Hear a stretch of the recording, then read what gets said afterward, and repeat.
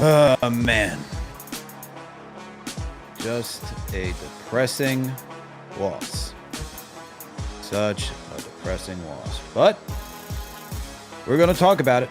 So let's get into this. The Knicks, after winning Game 3 and looking like they were going to extend the series, and hey, they still got a chance, but looking like they were going to build some momentum coming into Game 4, looking to put the Pacers on their heels. Start off this game pretty interestingly, with Karl-Anthony Towns getting into a little bit of foul trouble. We did see the Knicks start to pull together some good strings. Jalen Brunson was going off in the first quarter, and then they would switch it. Brunson going to Cat. Brunson passed Cat the baton in that second unit of DeLon Wright, Landry Shamet, OG, Karl-Anthony Towns. All right, those guys were rolling. Even with Josh Hart out there, those guys were rolling and doing what you need to do to stay in this game against the Indiana Pacers. However, everything that they did just went sideways. Absolutely. Oh, we're in a different one. There we go. There we are. There's the show. But the Pacers were going. Are we in the right stream? Nah, you gotta switch it over, JD. You gotta switch it over. All right, there we are. Let me start it back again because we had to start a whole new stream. Depressing loss. Knicks entered this one looking to build on their win against the Indiana Pacers. We're still in the play-by-play stream. Is it? We gotta change that title here. Gotta change that title. The other link says over 500 waiting. We're not on that live on that one. They're switching over though. They're all coming through. They're all recognizing that the show is live somewhere. They all see that the show is live. They're coming through. Don't worry. Hold on. All right. Once again, one more time, JD. One more time. Knicks entered this one looking to extend their winning streak against the Indiana Pacers after winning Game 3. Going into Game 4, looking to put the Pacers on their heels, and it looked like it was going to go that way in the first half. After Karl-Anthony Towns got into some foul trouble, Jalen Brunson would get into his bag and then would pass the baton to Karl-Anthony Towns in that second quarter. And Karl-Anthony Towns in that second unit would dominate, absolutely dominate. And with that type of performance, even though the Pacers went on a run to close that quarter, you thought that the Knicks would come out in the third and do the same thing that worked in the first half. Well, we got played by Tom Thibodeau. So, in that third quarter, Knicks would allow the Pacers to get on a good run, and the Knicks were never back in it again. And we'd see some questionable coaching decision, questionable calls by the refs, but that was even the biggest thing. Questionable decision-making by the players. This thing completely went sideways. And the Knicks would ultimately lose this thing 130 to 121. Knicks just, as much as they tried to get back into this one, just were never capable of doing so. But there's still more series to go. Let's see if the Knicks can bounce back on Thursday at Madison Square Garden and not allow the Indiana Pacers to win on their own home court. Make sure to call in tonight through the Discord. That's where we're taking your calls tonight. All right. Download the app or go to the web browser, whatever fits your fancy. Make sure to hit the thumbs up button for your boys. Subscribe to the channel if you haven't already done so. We got JD Sports Talk with me on the other side. CP is on the way. I'm your host right now, Alex Gutierrez, aka the Stratocaster. Let's go, man. Let's talk about this miserable loss, man. JD, this game could have been had. And it just shooting yourselves in the foot, man. And I really got to look at this one. I really got to look at Tom Thibodeau for this one, man. Questionable coaching decisions all around. And I mean, we could start with the easy one. We're getting way too many minutes. Way too many minutes. For a guy that didn't really have it. Tibbs' postgame is saying that he wants some hustle, rebound, all those things above. And while Hart did rebound, the turnovers, the lack of defense was just horrible. Absolutely horrible. And I'm shocked that he even got 36 minutes for how bad he was playing tonight. tonight. I'm shocked, but I'm also not shocked because I know Tibbs loves to believe in his guys and let them try to work things out and believes that they'll maybe bounce back. But Josh Hart, man, I just don't know how you allow a guy, and I love Josh, awesome player, gives a lot of effort, but tonight just clearly was not having it. He's been struggling this series, and Tibbs just leans in on letting him be out there and continue to struggle instead of recognizing, hey, let me go back to that second unit. Let me put Deuce McBride in. Let me go to somebody else who's giving me more of a contribution. And on top of that, give you some more efficient shooting. And we just didn't get that tonight. And I truly wonder how these decisions impact the locker room. And I'm not saying that the locker room is, in turmoil or anything like that. But we all know players know. We all know who's in rhythm, who's not in rhythm. And we all know the thoughts that go through guys' minds on the bench and in the locker room. Why didn't I get more minutes? Why didn't I get a little more shine, especially when I had it going? You can look at Mitchell Robinson. You can look at DeLon Wright, who was having to go into. I know he missed a couple of layups or shots, whatever you want to say. But he was impacting the game by getting steals, being a steady hand, playmaking, all that stuff. And instead, we continue to rely on Josh Hart. And with guys who recognize this, I just wonder, how does that lead into the next series where you got to question what the coach is thinking out there, what he's seeing? Now, I'm not, once again, I'm not saying the locker room's in turmoil. I'm just saying from a player's perspective. Because if you played sports, you looking at your teammates like, yo, man, why is he out there when I gave you some good minutes? I just hope that isn't the case. But, hey, guys are going to be thinking about that. Yeah. I'm just like, it's so frustrating, the up and down relationship with this head coach. So frustrating because when you think he's out of the woodworks, when you think that we finally have figured something out, which I thought game 3, we finally figured something out.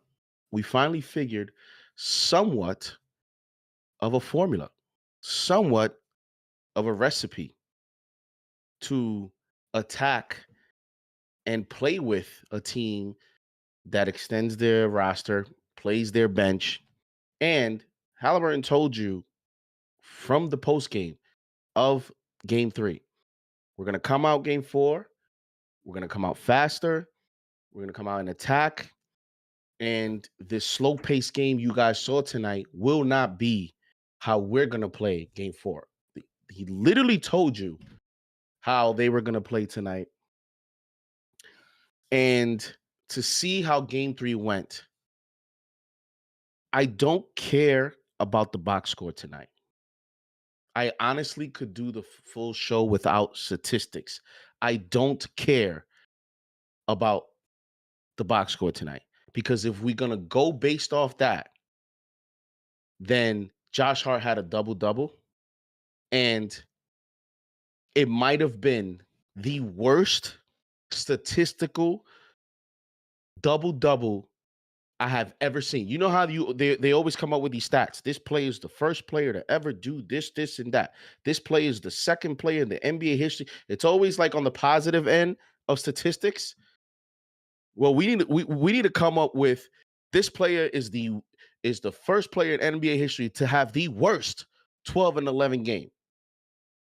And put Josh Hart right in there. Give him the Hall of Fame trophy of the worst double-double I have ever seen.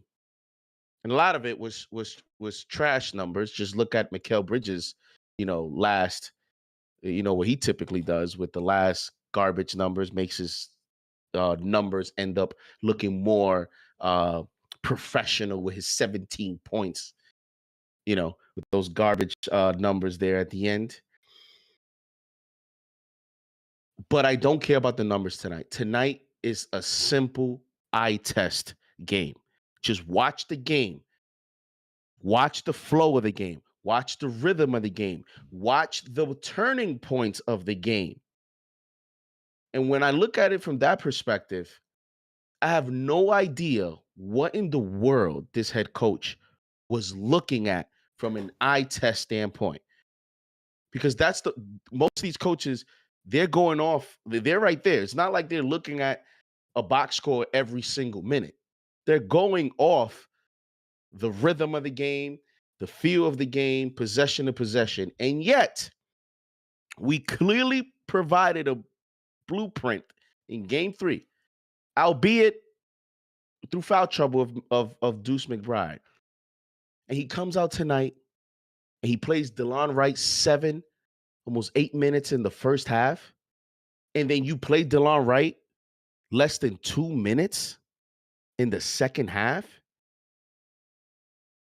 What was that about?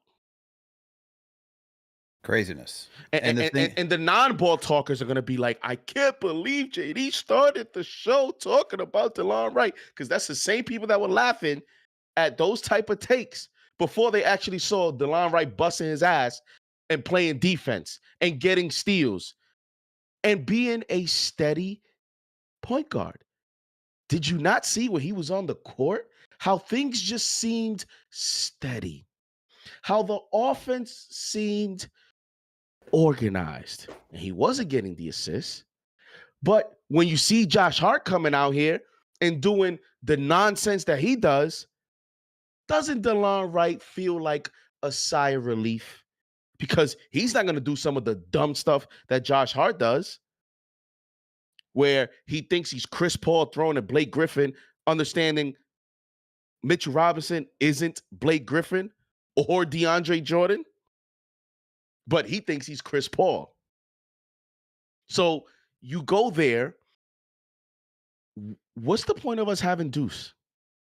Why did Deuce? And this is why I've said I don't care about the plus minus and the numbers. Tonight is an eye test night. Why didn't Deuce play more? What's the point of benching Josh Hart if we played the more minutes than we did in game 3 and game 2? He played more minutes tonight than he played in game 3 and then he played in game 2. Why do you bench him? They should have just left him starting. If the guy is allowed to make dumb mistake after Popovich him, right? Because I know Popovich, he's known for, oh, you're going to make 2-3 mistakes. Get out of here. Timeout. Go to the bench. What was the point, Alex, of making the move? We didn't see Mitchell Robinson much there to end the game. Don't even get me started on that. What's the point of making the move then? What was this all about? We've been bamboozled, led astray, run amok. We got scammed by the head coach for game 4. What was the game plan tonight? This game had no identity. There was no plan. There was no rhythm. What was it? What was the formula for tonight? That was the most disappointing part. At least in game 3, you saw it. You saw the identity. Okay, the Knicks are trying to grind this out. The Knicks are trying to slow this down. The Knicks are trying to, with DeLon Wright. Okay, they're bringing DeLon Wright. They're trying to disrupt TJ McConnell. They're trying to put an extra body on Tyrese Halliburton. Like, you saw the identity of how they wanted to play game 3. What was the identity of how you wanted to play game 4? There was none. And I'm disgusted, man. It's so maddening that we go literally away from got us a road victory. And in the third quarter, you don't go to the bench earlier. In the third quarter, you don't even make a substitution. I would have taken 2-3 guys out the way we started the third. Mm-hmm. Like, you got to coach tonight like it's game 7. Bro, looking at the third quarter, this is who played, right? You had Josh Hart, Jalen Brunson, Mikal Bridges, Mitchell Robinson, Towns, OG, McBride. Brunson got 12 minutes. Bridges got 12 minutes, which I have no idea why he got 12 minutes. Mikal Bridges was just awful. Straight up, flat out, awful. And you have Josh Hart, who played 6 minutes. You see, I don't know why, and just going through these names, as you point out, why don't we go to the second unit that got us tied, that allowed Karl Anthony Towns, who was having a night, go. You don't go back to him at all, man. You don't go back to him at all. Instead, we leave a lineup out there where it's like, we've seen this before.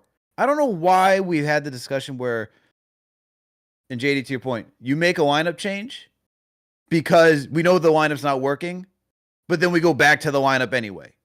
And even for like spurts, for minutes, where it's like, why are we doing that? We know we're not going to get any good defense. We know exactly what they want to do. They want to hunt Towns, Brunson, and just go and attack in the pick and roll, which they continuously do. I really just don't understand where we're going with any of the decision making of what this coach is trying to do. And the biggest thing to me is Mitchell Robinson. And I know he started the game slow, but my man had 5 offensive rebounds in the third quarter. JD, he had 5 offensive rebounds in the third quarter and 4 points. My man was getting boards. He was getting he made both of his free throws. Both. Do you know how much time he played in the fourth quarter? 0. In a matchup where you need to get second chance opportunities, in a matchup where you want to protect the paint, in a matchup where you need to just slow things down because the Pacers play too fast and you need a guy that's switchable on the perimeter, that gives you length. And I know that Halliburton shot threes. Those were moon shots. Those are some lucky shots he was putting up. Why did we not go back to the guy who has been instrumental this entire postseason run? Not having Mitchell Robinson out there who cleans up a lot of things defensively. Insane, bro. Absolutely insane. DeLon Wright hits a tough 3-point shot. He hit a 3-point shot, and you got demoted for hitting a 3-point shot. How does that happen? I would have thought when he made that 3, I said, oh, and the way that right after he made that shot, the way he ran down the court, because you know how defensive players are. You see it with Mitchell Robinson. You even see it with OG Anunoby. When these guys that are known to provide more on one end than the other, when they give you something from their quote unquote weaker side of their basketball skill set, these guys start getting hyped. They get energized. And when DeLon Wright hit that 3, he wanted to play defense even more intensely. And it's like, how do you not see that as the coach? And do you guys notice also there's something called contagious energy? There's a reason why the backcourt of him and McBride, right? And with Mitch and this bench players and kind of, mixing it up there with Cat and so you can have some offense. But notice when these guys are out there, the intensity defensively picks up because you guys can laugh all you want about this player. Oh, we're arguing about the 11th player. But in playoff games, go look at the energy that Terrence Shannon Jr. has had with the Minnesota Timberwolves. There's certain players that these guys are around every single day that when they get on the court, it kind of just elevates them. We talk about how Halliburton elevates a team because he shares the basketball. So offensive players are a little bit more motivated to get to where they need to get to because they believe I'm going to get the basketball. DeLon Wright, these defensive players, they give the unit they come into more energy because they're like, okay, this guy's on the floor. I got to play hard too. And they're more connected when he's played his minutes defensively. They've been able to slow down a little bit of the Pacers' actions when they go to 3, 4, 5, 6 actions, one possession. When that unit is on the floor, they're not able to go to that many actions because the shot clock runs down a little bit more on them against that unit. And it's like, again, I'm not bringing numbers to give you this analysis. It's eye test. And this coach did not see that. Then in the post game, he talks about one of the reasons we lost was the turnovers. You think you played one of the guys I gave you one of the most turnovers. You played them and played them and played them and still played them. You think? Yes, you're right, coach. But you also play the guy that played a role in that statistic. JD, you can't even. I don't get it. You can't even over. I know the turnovers are a big thing too, but this guy was also fouling left and right because he was late on rotations. And so now you're even giving the pace even more because now you're in foul trouble. Now he's in foul trouble. He's giving the bonus. It's a lot, man. Josh Hart is the only player in the playoffs that's still getting beat by regular season backdoor cuts.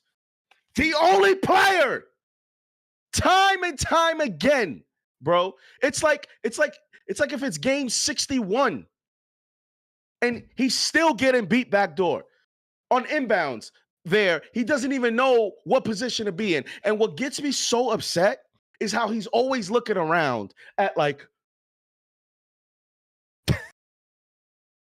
it was you. No, there's always miscommunications with him. And he's always the one looking around. Bro, it's you, my man. What you mean? It's you. And it's so annoying because and that's why I said the plus minus is deceiving. His 3-4 turnovers when he came into the game, that was the backbreaker of the game. It swung the entire game, bro. It swung the entire game. It swung the entire game. We were never able to recover. So we can talk about the runs, the ups and downs, and we almost made a comeback, blah, blah, blah. When Josh Hart came into the game and he started doing the dumb passes and all that, and we continue to play him, he was like, he literally gave you all three. And the crazy thing is, you know what's the crazy thing? When he hit that three, the open three, I said, Josh Hart came to play. Josh Hart's going to hit shots. But then he did it to himself. He gives you the bad defense, the dumb turnovers, and the bad passes. And he gave you everything after he gassed me up when he hit that 3-point shot. And this head coach thought that it was a smart idea to continue to play him. How about the third quarter? Where was the bench in the third, bro? Where was the bench? Where was the substitutions? And then we end the game literally with the starting lineup that's been a negative net rating. And you thought that made no sense to me. That pissed me off. That was the head coach saying, if I'm gonna go out, I'm gonna go out the way I want. That's what that said. That seemed to me like the head coach said, I'm gonna go out with how I want to go out with, and it's gonna be with this starting five. Because that made absolutely no sense to end this game with that lineup and thinking that a lineup that's been historically bad in the playoffs, historically bad. Where you need stops, by the way, and you need stops. That lineup was going to be the lineup that was going to get you another upset, historic comeback victory. Unbelievable. The thing is, man, watching, like, I sent out the tweet saying when trusting your guys goes wrong, man, it's like that Dave Chappelle skill. Like, you're sticking to your guns way too much. And in the second half, where, bro, like, it looked like he figured it out. Like, I'm gonna keep, like, you have, like, outside of Josh Hart and Bridges being awful in the first half and throughout the rest of the game, it looked like he figured it out. It's like, all right, this is the unit that has, like, gotten me to where I was yesterday. We're gonna win with that second unit, with Cat and everybody. And then it's just like you just go away from that. I just don't know what he saw tonight to say, let me go away from that and stick to my guns and play the guys that I believe will come through to me with rotations, lineups that have never made sense in any part of this series. Just strange, man. Absolutely strange behavior. It's like and JD, to your point where it's a coach that says, I'm going to stick to my guns. To me, that's like a guy that's checked out, honestly, because it's like, if you are in game 3, a pivotal game where you're looking to swing momentum, you're looking to take the energy out of Gainsbridge, you're looking to take the energy out of the Indiana Pacers, and put it back on your side, where you know, and I'm sure the analytics team, I'm sure his stat team, whoever is working with him, because we see it. It's all over social media. Everybody knows it. Everyone's talking about it. They presented the information saying, bro, this is the worst lineup. Don't go with this lineup. Figure something else out. Put Mitchell Robinson in there. Put Deuce McBride in there. Go with your second unit. Go with anything but this unit. Anything but this unit, especially against an Indiana Pacers team that is relentless in speed for 48 minutes. This team is not built to play at that speed for 48 minutes. It's just not. And so if he's going to do that, to me, it's just a guy who's checked out at this point. It's like, look, man, I'm going to go out the way I want to go out. I don't really care what anybody else says. And I'll let the cards fall however they may. And to me, to that, if that's the way you want to do it, that's a guy that's about to lose his job, personally. That, like, there's no way you look at this series, but like, he did everything in his potential power leading up to the series saying, I know ways that we're going to counter. In my game of the week, in my game preview yesterday, all right, talked about, will Tibbs come out with the adjustment to Carlisle's adjustment? Because we know what Carlisle is going to do. He's going to make the adjustment for the game. Tibbs is going to use his game plan that worked last game. Carl will then mix it up. Will Tibbs be able to mix it up again in the flow of the game? And he didn't. He just absolutely didn't, man. He folded. Absolutely folded. And it's just so frustrating because this series, it's not even that far out of reach. We have enough talent where it should not be this far out of reach, bro.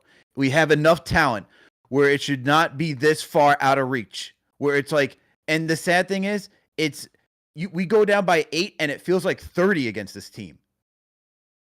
We go down by 8 and it feels like 30. Like, how does that even make sense, bro? This team, which was so prolific to begin the season, finding backdoor cuts, slicing teams up, how is it that we go into this game now and the offense is just confused? I'm watching Karl-Anthony Towns and Jalen Brunson, and it's looking like they've never played a game with each other, bro. Like, what? Like, where's the pick and roll? Where's everything that is supposed to work for this dynamic duo that was supposed to be the premier thing of the league? And we don't even see that. Zero. Like, and this, I'm sorry, but this has to go on the coach. This goes on him. You have to, like, we cannot just say defense, and not worry about the offense. I can't just continuously watch, all right, we're going to go into a set, run one action, and then that's it. It's nonsense. I'm watching the Pacers go 1, 2, 3, 4, even sometimes 5 within 24 seconds. And they're shape-shifting every part of the floor to get easy looks. You're talking about Josh Hart missing backdoor cuts. We can't even create that for ourselves. And we have guys that can do that. Instead, it's like, all right, man, Brunson tried his thing. OG, why don't you go do a step back mid-range? Because that's our best shot. I don't know about you, bro. I have not seen a Karl-Anthony Towns high post pass, which was so prominent at the beginning of the season. I have not seen that at all this series, last series against Detroit. Zero. And this is something that you got to look at the head coach saying, we need something different, man. You can't go all in on an offensive team and not have any offense. This is just absurd. Absolutely absurd.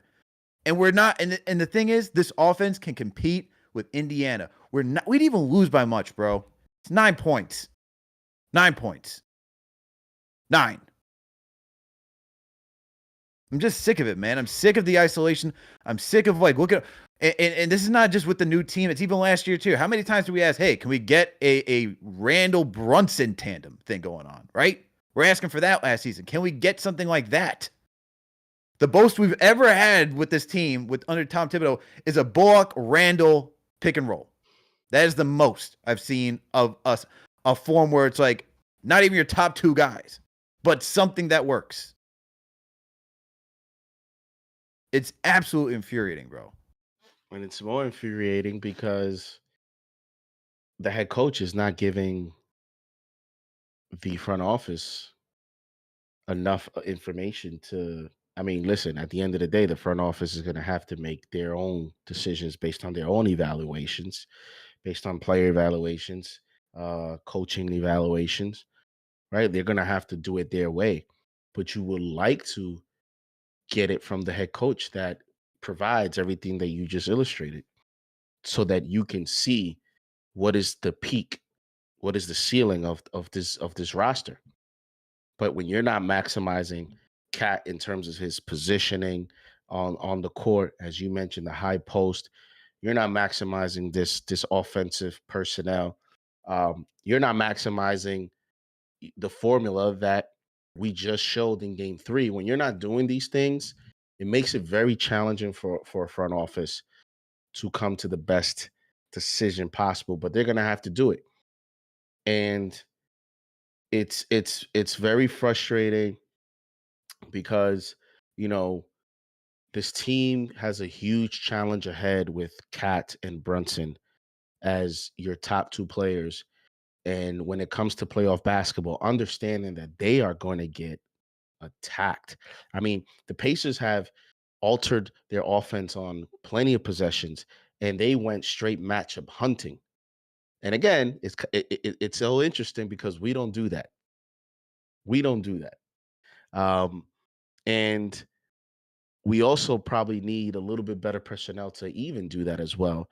Because when we tried it with Mikal, Mikal can't even put pressure on Tyrese Halliburton. Tyrese Halliburton, you know, little small rainstorm drops, and he's gonna weigh 100 pounds in the rain. And nothing. And Tyrese Halliburton's not a good defender. Tyrese Halliburton is not a good defender by any means.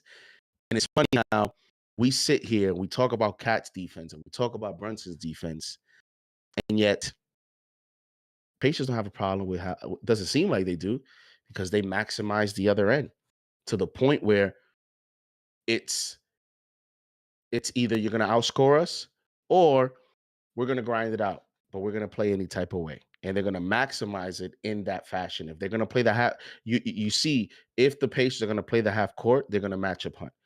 And if they're going to run and gun. Multiple versatile offense. And the way to attack them is with, size at the perimeter guard spot. And that's why I thought Delon Wright would have been important. And also putting ball pressure. We don't pick these guys up 94 feet, but they do it to us. And by the time we cross half court, it's barely 16 seconds. By the time we make the first pass, it's like 9 seconds. And by the time we shoot the basketball, 4 or 3. It's not winning basketball. And this front office is going to have to look at top to bottom, and it's going to have to start with the head coach, and you go from there. With that being said, it's not over till it's over. That's You right. gotta win. You gotta win game 5 at the Garden. You cannot go out in embarrassing fashion. And this is who we are. We're emotional. So tonight is gonna be what it is. And if we win game 5, there's gonna be the portion of the fan base that's gonna be like, all right, whatever. You just didn't get embarrassed in New York. Go ahead, go out like sad, you know what, in Indiana. And then you're gonna have the other fan base that's gonna say, just get it to the fourth quarter close. And if you can do that, the Pacers are gonna be shaking in their boots. And to be quite honest, if there is a team that can do that, if there is a team that has been through everything, if there is a team that can get it to game 6 and get it going into the fourth quarter down 4 or up 1, if there is one team, even with all that, it's this infuriating, frustrating roller coaster, somewhat successful first time in 25 years in the ECF, but at the same time, it feels like it doesn't feel like it, but like it's so difficult to describe the experience with this team, Bro. because it's like you love this player, you love the team, their identity, like they're playing for a coach that works hard. The coach has a good work ethic, but he's stubborn as you know what. The coach wants to win and you root for him, but it's just so, this is, I've never been a fan of a roster with a coaching staff, like a combination where, man, if it wasn't for me being a diehard, I don't know how I could root for such a situation. Because, bro, the way that they make you go through the roller coaster, there is such a just weird like team with like the whole thing is just It's all over the interesting. place, It's bro. all over the place, bro. It's all over the place. I don't know who it was, and I'm sorry I can't remember your handle on IG, but CP reposted or reshared someone who was like, you know, they had the heartbeat, and as they were going through the fourth quarter yesterday in Game 3, and you can see the heartbeat raising from like 89 or the beats per minute going from 89 to 93. I would like to know that for an entire game. What is the resting state at the beginning of the game, and where does it go between quarters, man? Because good lord. There could be a great study on this. But let's get to some calls, man. Salute to Knicks Nation. Thank you all for tuning in for another KFTV post-game live. With me on the other side is my guy, JD. I'm your host, Alex. All right, make sure to hit that thumbs up button for your boy. Subscribe to the channel if you haven't already done so. All right, let's get to some of your calls, man. Make sure to call in through the Discord. As we're taking your calls tonight, you can go through the web browser or the app. TM, if you could be so gracious for some of the new people in here, if you could just drop the link in the chat, that would be great. So let's get to Zach in LA, man. Zach, how are you feeling, bro? Yo, I am feeling utterly disappointed in our coaching staff. Thibodeau was absolutely terrible tonight. He coached with his heart, pun intended, instead of his freaking brain. I mean, that third quarter was a debacle. How do you not bring in a defensive core when you can see them running up the score and there's an opportunity to stop the flow? Mm-hmm. And he keeps going with the status quo as if it's going to work. And Hart was just a shell of himself, and he just went with it continuously. I don't really get Tibbs after what he did last game, and then he went against everything he did.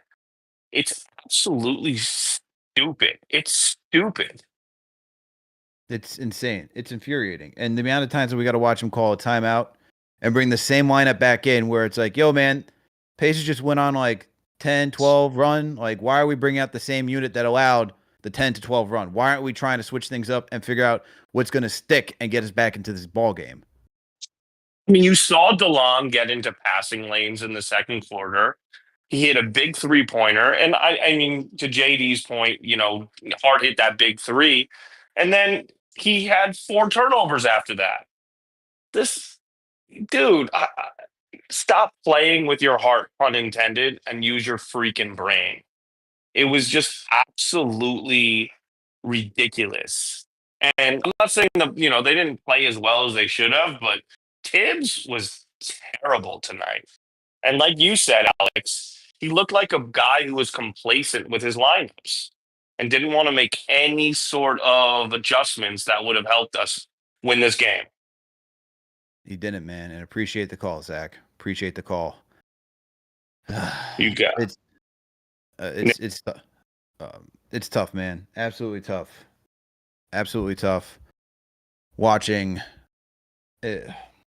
it's like what stinks.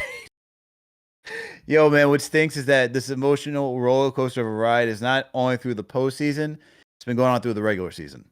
That's the crazy part. Is that these waves, it's like I don't even know how to describe it, man. Like, I know at the beginning of the season we said, hey, if we get to the ECF, awesome. That should be the goal. The bar has risen based on what we accomplished and how we got here. Just because it's not the Celtics that's in the ECF that we're facing. We had to go through them to get to the ECF. Now we're here. Now we're playing against the Pacers team, and not saying that the Pacers stink, but we do have a talent, all right? You got to give credit to the Pacers. They've been playing their game. They've been doing everything they need to do. They've been executing damn near perfectly in each and every single matchup against us. But like this emotional roller coaster, the everything, the lack of discipline, the attention to detail, the stupid fouls, bro.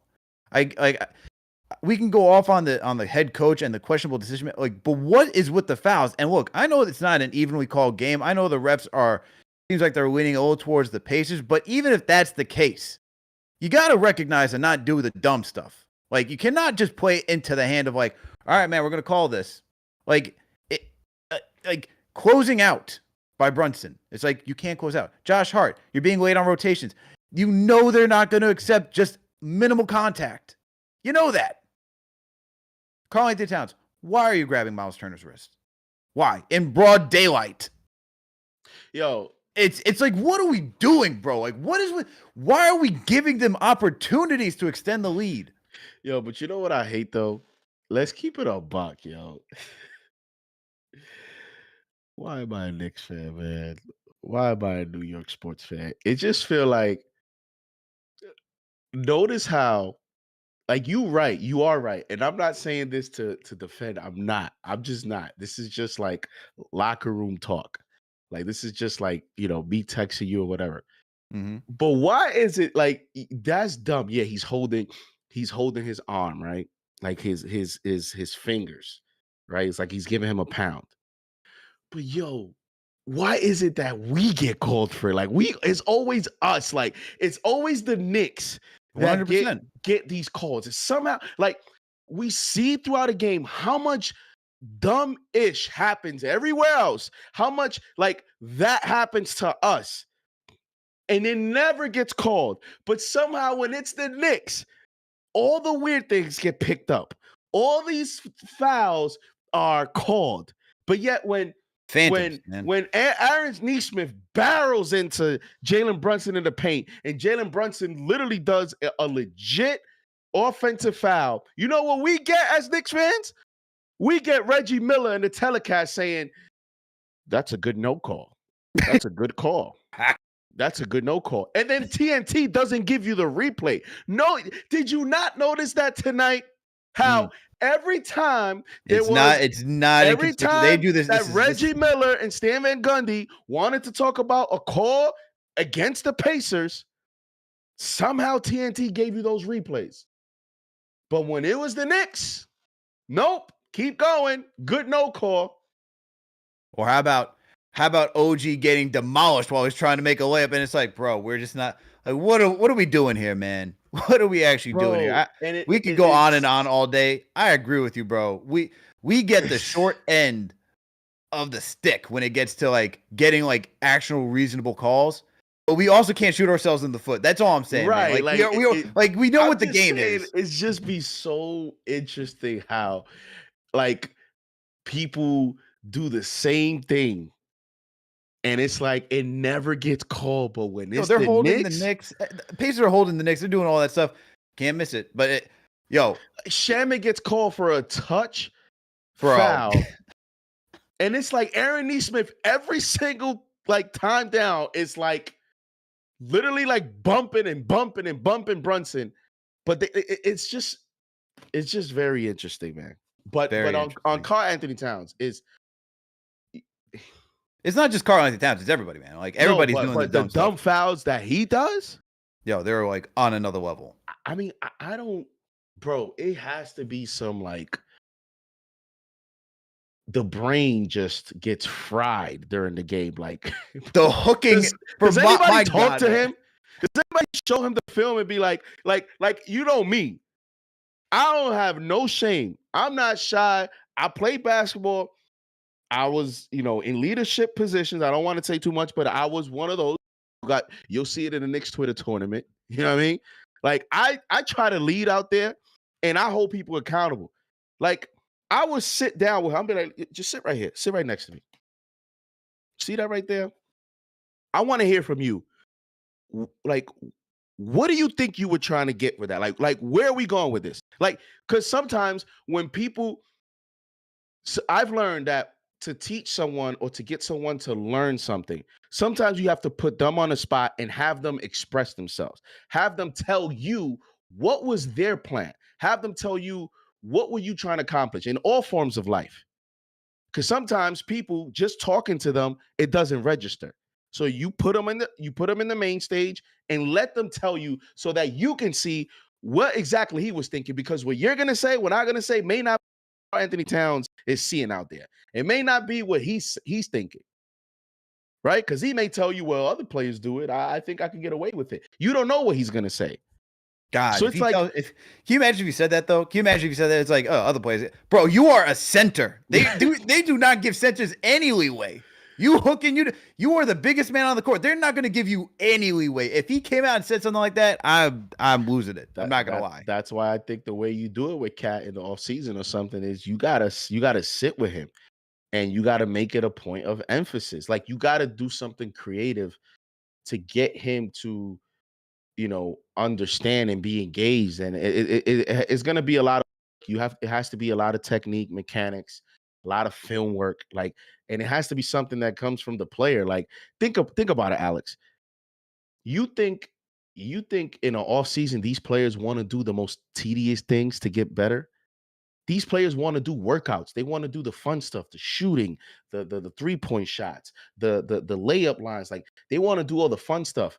The hand placement and the shuffling of the feet and the psychology, like, bro, that's challenging to motivate yourself to really work on it. Not like once a week, like, oh, I covered it for the week. Like, Monday I did my film work. Like, no, when it's this much of a problem with Karl-Anthony Towns, it has to be something that's like, this is really, my off season is going to be based on this so that I can improve this by at least 30 or 40% of what it is right now.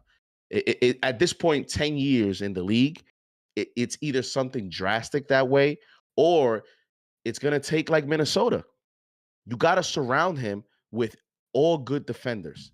And that's the problem with him and Brunson as the build here, is you have two of your best defenders, two of your best offensive players are not good defenders. And then you have a head coach that is not really maximizing this roster right now. Yeah, that's a fact, man. That's a fact. Let's get to another call, man. Let's get to Knicks Fix. Knicks Fix, what's happening? Alex, JD, what up, guys?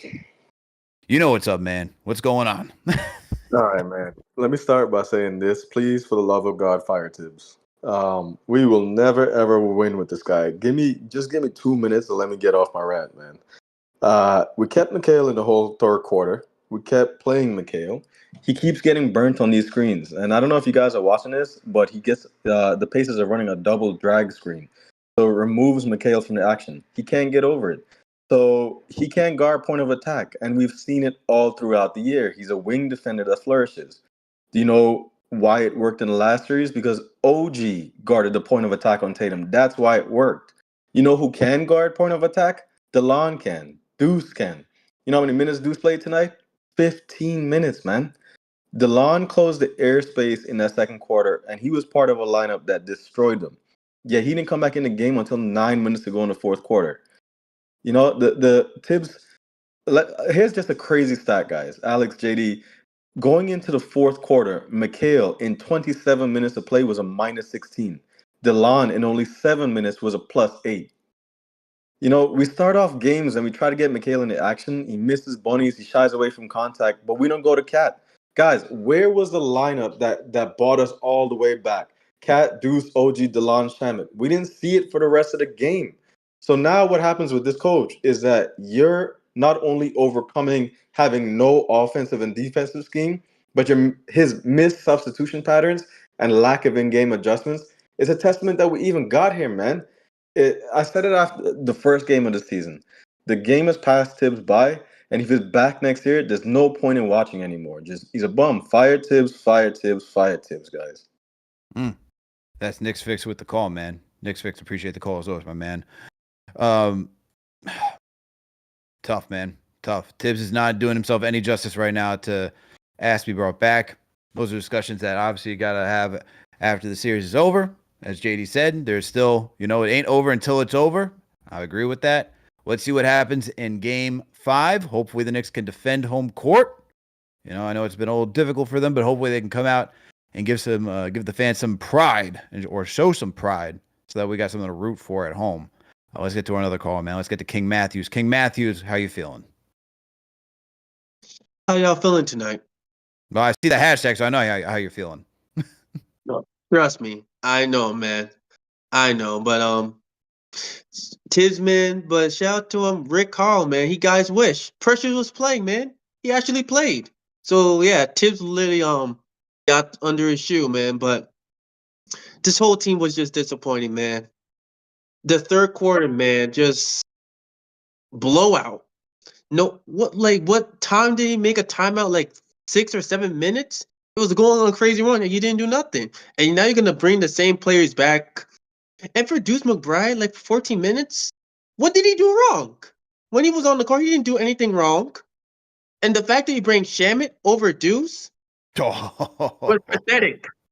I was dying from that. Like, he didn't do anything wrong. And you're gonna bring Shamit, like, yeah, he hit a 3, but Deuce could play defense. Free my boy Deuce and free Mitchell Robinson. The fact that you started Mitchell Robinson and I'm seeing he only played 19 minutes and you put Hart in the bench, he's playing 35, man. Hart played terrible, man, but Tim's the one that's making them worse. All these turnovers, all these bad decisions.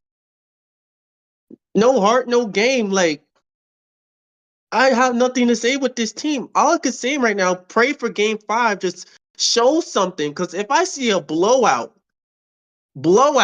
oh, it's about to be something, man. And Tiz, man, look, like I said before, his time in New York is coming short, man.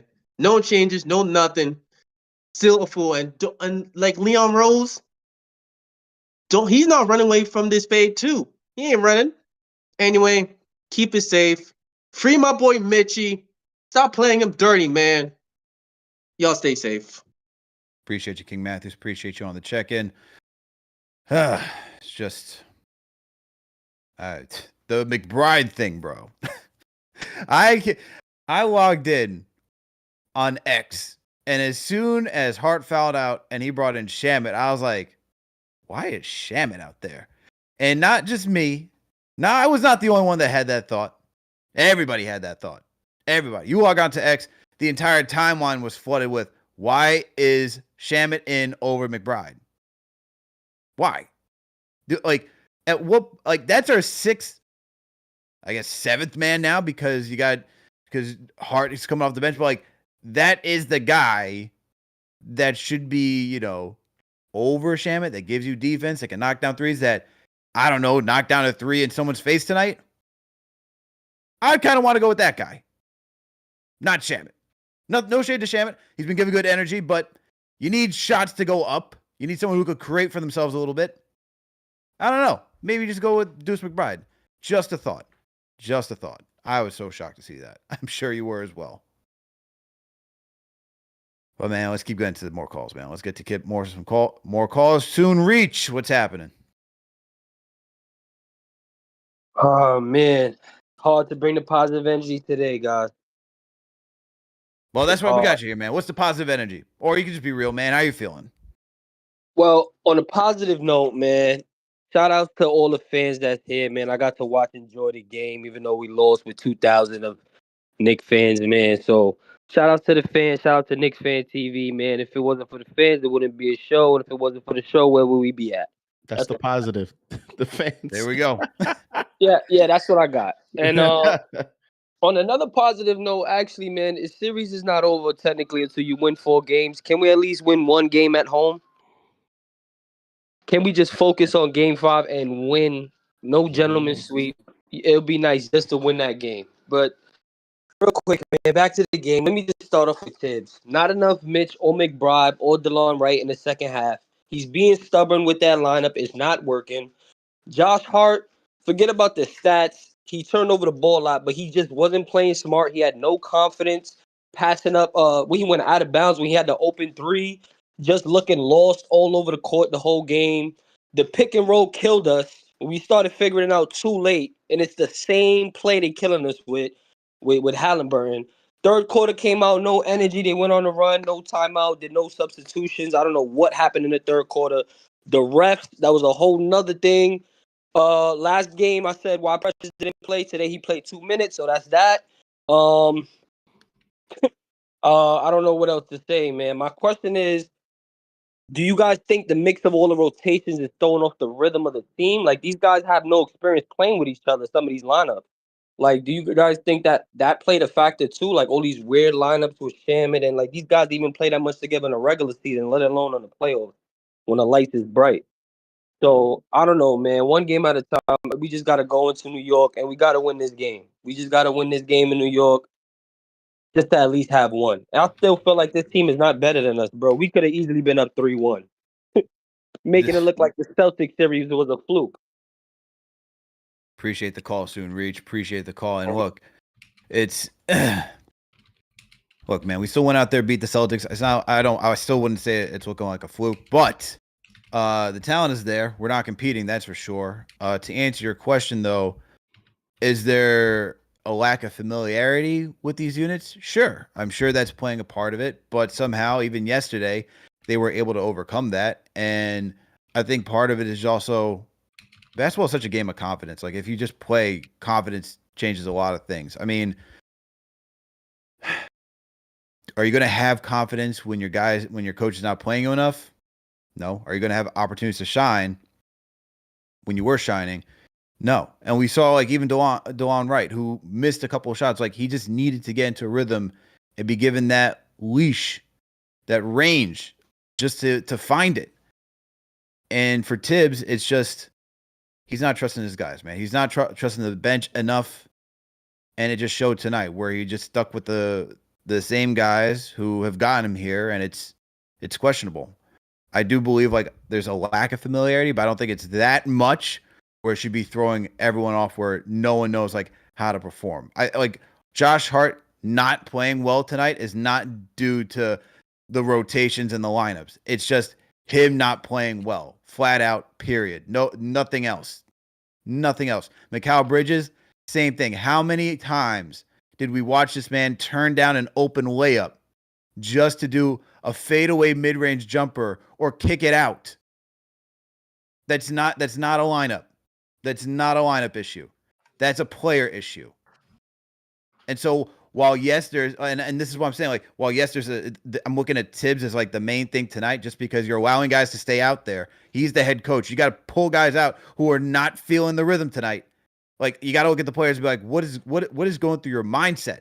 Whether it's dumb fouls, not finishing layups, it's brain farts all around. This is what I said, where it was like, can this team take it up to another notch? Where every game has been a struggle.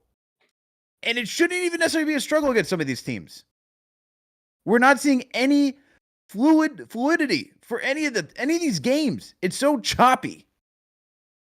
And that's the frustrating part. It's like, at what point do we look at saying, hey, how do we get these guys in rhythm? How do we figure this out? And there's nothing of that. There's nothing. And that's the more frustrating part. I don't think it's necessarily like the lineups being changed once again. But I don't know. JD, what are your thoughts? I mean, Shamit and DeLon Wright have played a combined like 20 minutes. They've been a plus 17.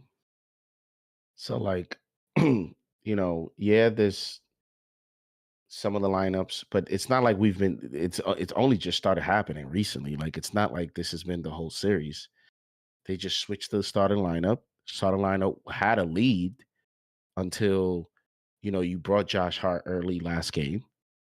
So, yeah, the game didn't start with all this rhythm and everything, but that starting lineup still had a lead. I think we were even up 15-10 at some point there in the first quarter for game 3. And then when you went to the bench, yeah, they don't have, I guess, the regular season chemistry. DeLon Wright wasn't playing like that. Shamit now is playing after being on the bench. But this is the lineups that actually were positive. That's like, these are the combinations that actually gave you, actually provided resistance to the Indiana Pacers. Those are the lineups that actually got you steals and turnovers and got Cat to be able to have the 20-point fourth quarter. We didn't go to it tonight, and we didn't go to it enough. We didn't go to it at all in the second half, and the game was right there. The game was right there, Literally right there. We're talking about 9 points, bro. 9 points. and the way we closed the second quarter, like, it was right there.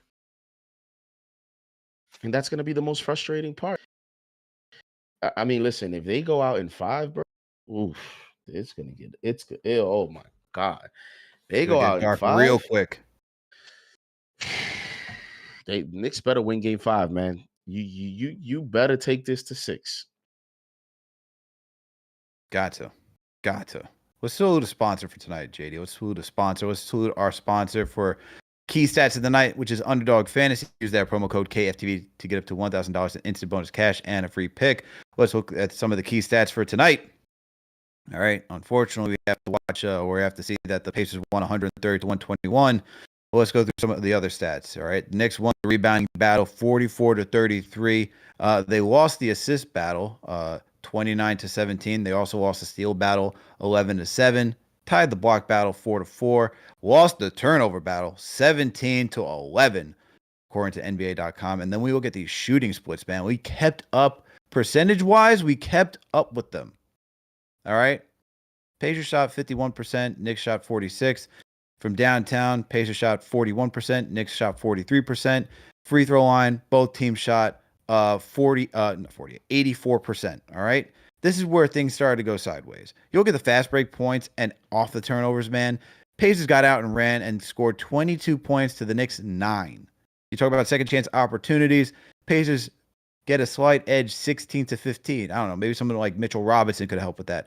Points in the paint. Pacers won that battle too. 50-44. Maybe, I don't know. Mitchell Robinson again could have helped with points in the paint, but no, it's okay. He was just sitting out the entire fourth quarter, just getting some lemonade because Tom Thibodeau thought he should be done for the night. Then we go to the other stats. All right. So we're going to go to team stats right here. And then off the 17 turnovers that the Knicks had, they conceded 20 points. Could have been a lot worse, but hey, 20 points nonetheless. And for the Pacers, off their 11, only 9. Knicks just got to protect the ball, man. Got to do a better job protecting the ball. Game just, man, stats are just go off, JD. What do you think? I know you didn't want to go into stats because you could say it's by the eye test, but are there any key stats from tonight that you're looking at that just points anything out?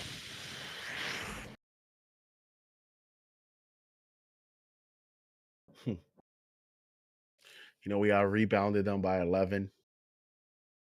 We had 13 offensive rebounds to their 5, although it didn't feel like it there.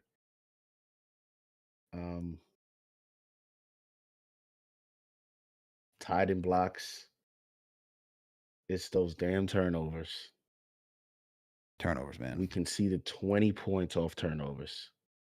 17 to their 11. 6 more. And we conceded 20 points. They had 22 fast break points. And that's all I look at. I mean, bro, we shot 43% from 3. Bro, we shot 85% from the free throw. Mitchell Robinson made 2 for 2. Another game where he goes perfect and we lose. I just realized that. Another game. Mitch, can you miss a free throw next game? Maybe we'll win. Another game he goes perfect and we lose. You look at these shooting numbers, bro. We out rebounded them, out offensive rebounded them, out defensive rebounded them.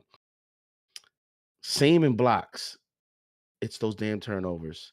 And I say that to say it is absolutely an embarrassment. It's so, and if CP try to come in here and cat for Tibbs, I'm walking off the show. If he try to come in and cat, bro, I look at these numbers and I'm like, that's the difference right there tonight. And you played the guy, you gave him, it's like every turnover he had, you said, oh, you just earned yourself 5 more minutes. Second turnover, you just earned yourself 6 more minutes. Third turnover, you just earned yourself 7 more minutes. It's like Josh Hart was in The Price is Right. It was unbelievable, bro. So to me, it was the turnovers and how many points we conceded off those turnovers. And that's key stats of the night brought to you by Underdog Fantasy. Use that promo code KFTV to get up to $1,000 in instant bonus cash and a free pick. People, let me tell you something about Underdog Fantasy and why we love it over here. It's fun, easy to use, and look, we like to think we know a little bit more than what Underdog's telling us. You know what I mean? So there's 2 things you can do on Underdog. Yeah, you can either make a ticket or do the daily fantasy draft. If you're making a ticket, all you got to do is just choose anywhere between 2 to 8 players, and you can mix and match across all sports: NFL, NBA, MLB, NHL. You can even do PGA. You can even do soccer, man. You get all those sports included in this app to go create a ticket. Now, if you do choose one sport that you want to play off of, you got to make sure you choose 2 players at minimum from 2 different teams.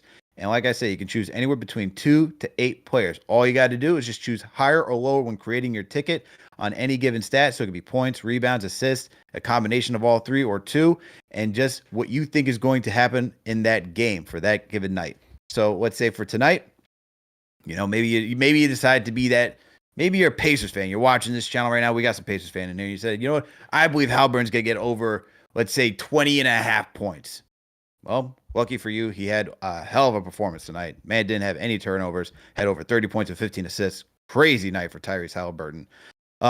And you would have won. And then that's how you just go about it, man. And the cool thing is, if you don't believe that all your picks are going to hit, you can go the insured route. So that way, if you hit on a few, you still get some money in return. Now, as I said, there's also the daily fantasy draft. You can put on your GM cap, draft some players amongst any sport, and see if you're better than your friends or a bunch of randos and go earn some money. So Underdog Fantasy gives you 2 options to go play.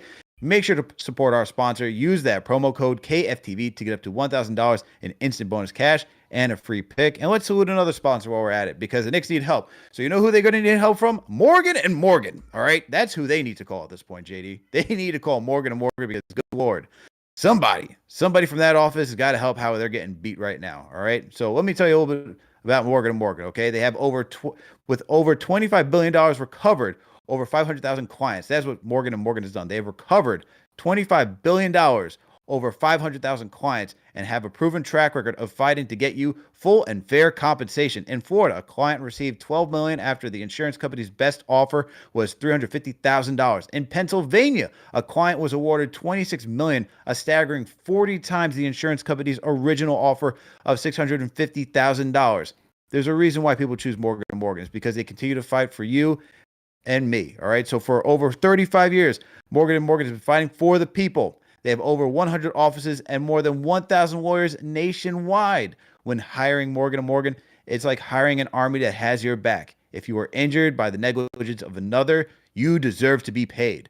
When you hire the wrong law firm, you may be beat before you even start. All law firms are not the same. All right. If you're ever injured, you can check out Morgan & Morgan. Their fee is free unless they win. For more information, go to forthepeople.com/KFTV or dial #law #529 from your cell phone. That's forthepeople.com/KFTV or #law #529 from your cell. This is a paid advertisement. All right, man. We also got some super chats too. Let me just start some super chats before we get back to the calls. Shout out to Damien with the $5 super chat. Here's to hoping the boys in blue and orange bounce back. Let's go Knicks. Yeah, man, we're hoping that they can bounce back, win game 5 at the Garden. Shout out to the art man, formerly known as Steve, with the $10 super chat and for being a franchise channel member. Tibbs lost this game in the third. Why? Because although Brunson was hitting free throws, no one else touched the ball, and we had no defense on the point of attack. Townsend 4 defenders worked.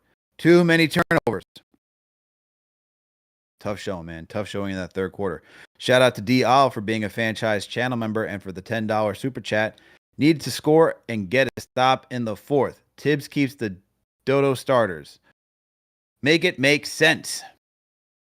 Shout out to Atmosphere Audio for the $5 super chat. Knicks traded 5 picks for a ham sandwich. No boar's head. Refs killed our momentum in the fourth. I saw somebody suplex Brunson. No call. Yeah, that was crazy, man. You had Ben Mathurin suplex Brunson. I was like, wait a minute. We're not going to get a call from that. And somehow Brunson fouled him. I was like, this is crazy. We're not going to review that for like over the top. Like if that happened to anybody, that's getting reviewed. Quick, fast, and in a hurry, as CP would say. No question about it. Shout out tonight. Hart was horrible. Mikal was disappointing. Yeah, man. Both those guys just did not show up. Funny how last series those guys were critical and the Knicks went over the Celtics. This series, they are just vanishing into thin air. We got Knicks or nowhere with the $5 super chat. Tibbs pump faked us. Last game made the right subs. This game pretended he was again and went back to his old ways. No fourth quarter Mitch. Time to go. #time to go Tibbs. Tommy A with the $5 super chat. Shout out to you for being a franchise channel member. Trae Young to Halliburton. Why can't we adjust to these guys when they're going off? No traps, no doubles, nothing. The Tibbs effect.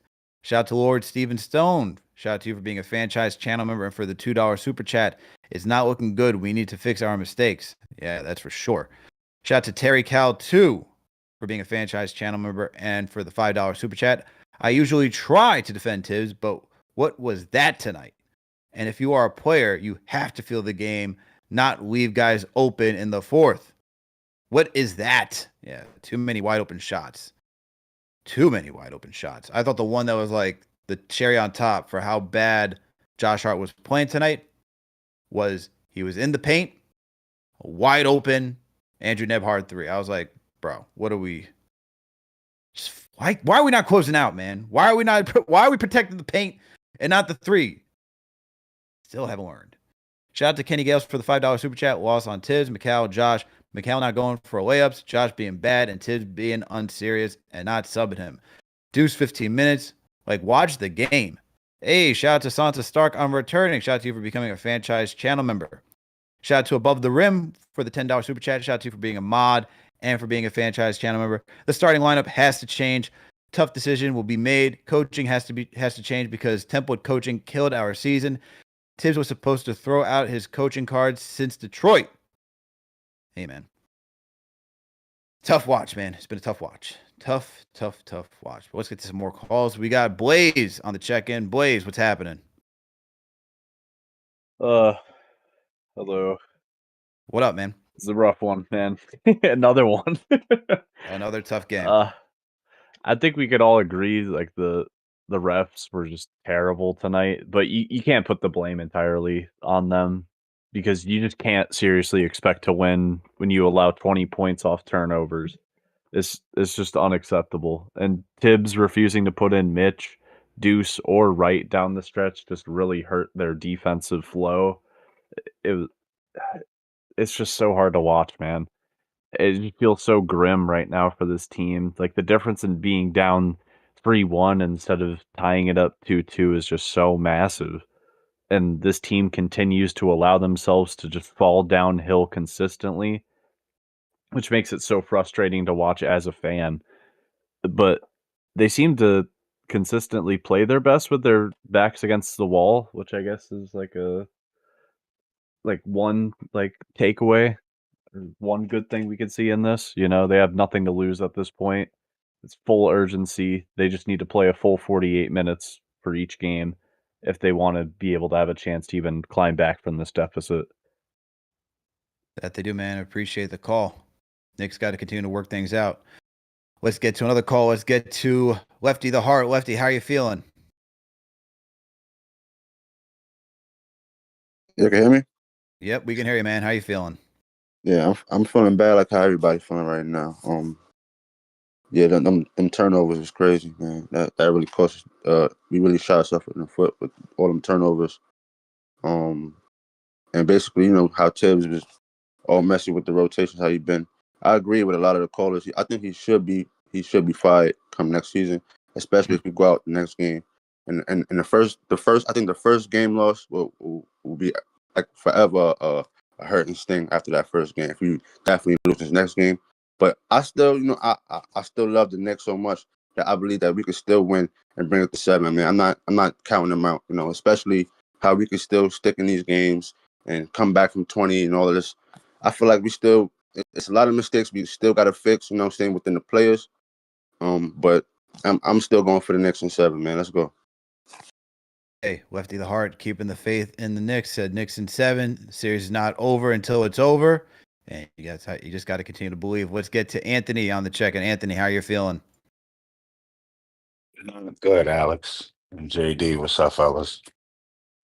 Hey, Yeah. I mean, Lefty, man. Last caller. I agree. I mean, I think we can win this series still, but I, the way Tibbs is his hard headedness, we won't win this series. I mean, I hate to say it. I do. I don't want to talk about firing Tibbs. I don't want to talk about that right now. We're in the middle of a series right now.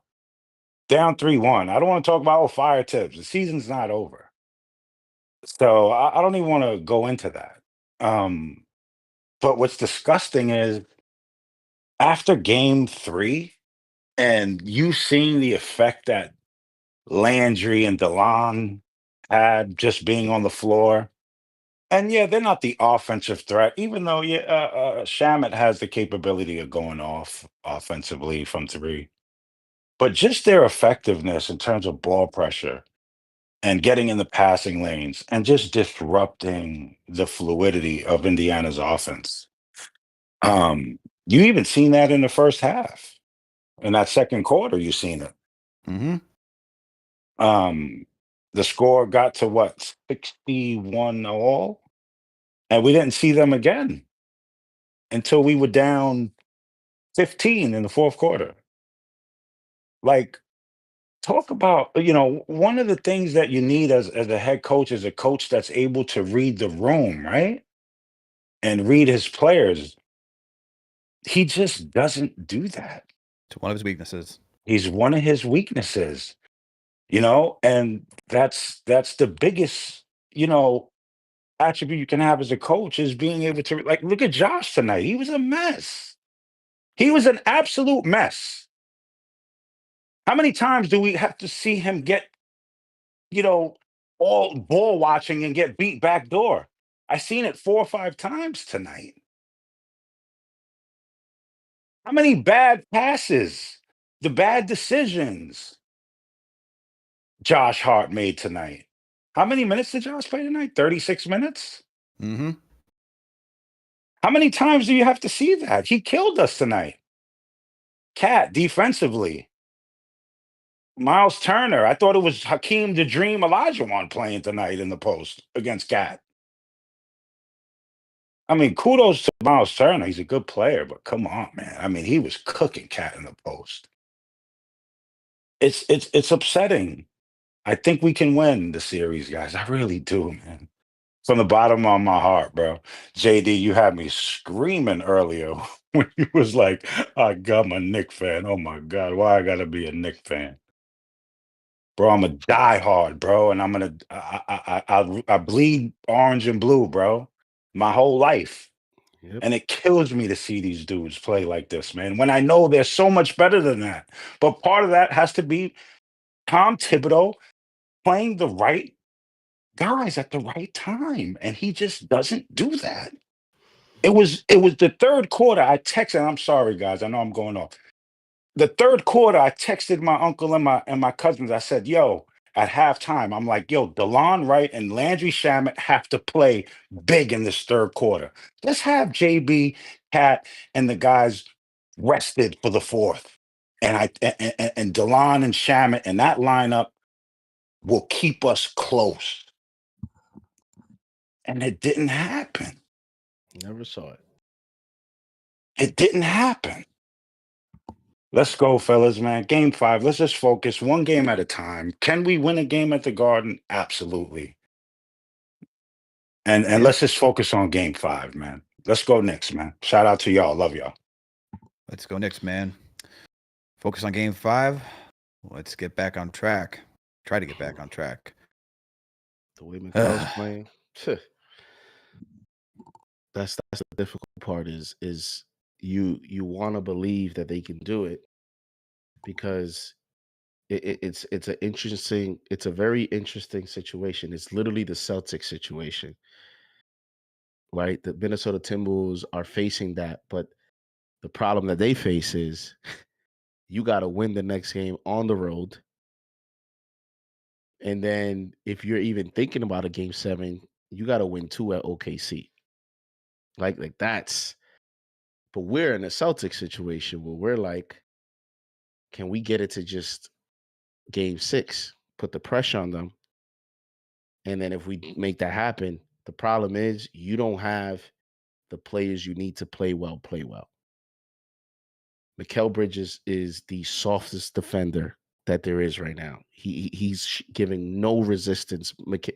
Tyrese Halliburton is getting to any spot he wants, and Mikal Bridges refuses to play physical basketball with him. And that's one of the main reasons why I've wanted to see DeLon Wright get more minutes.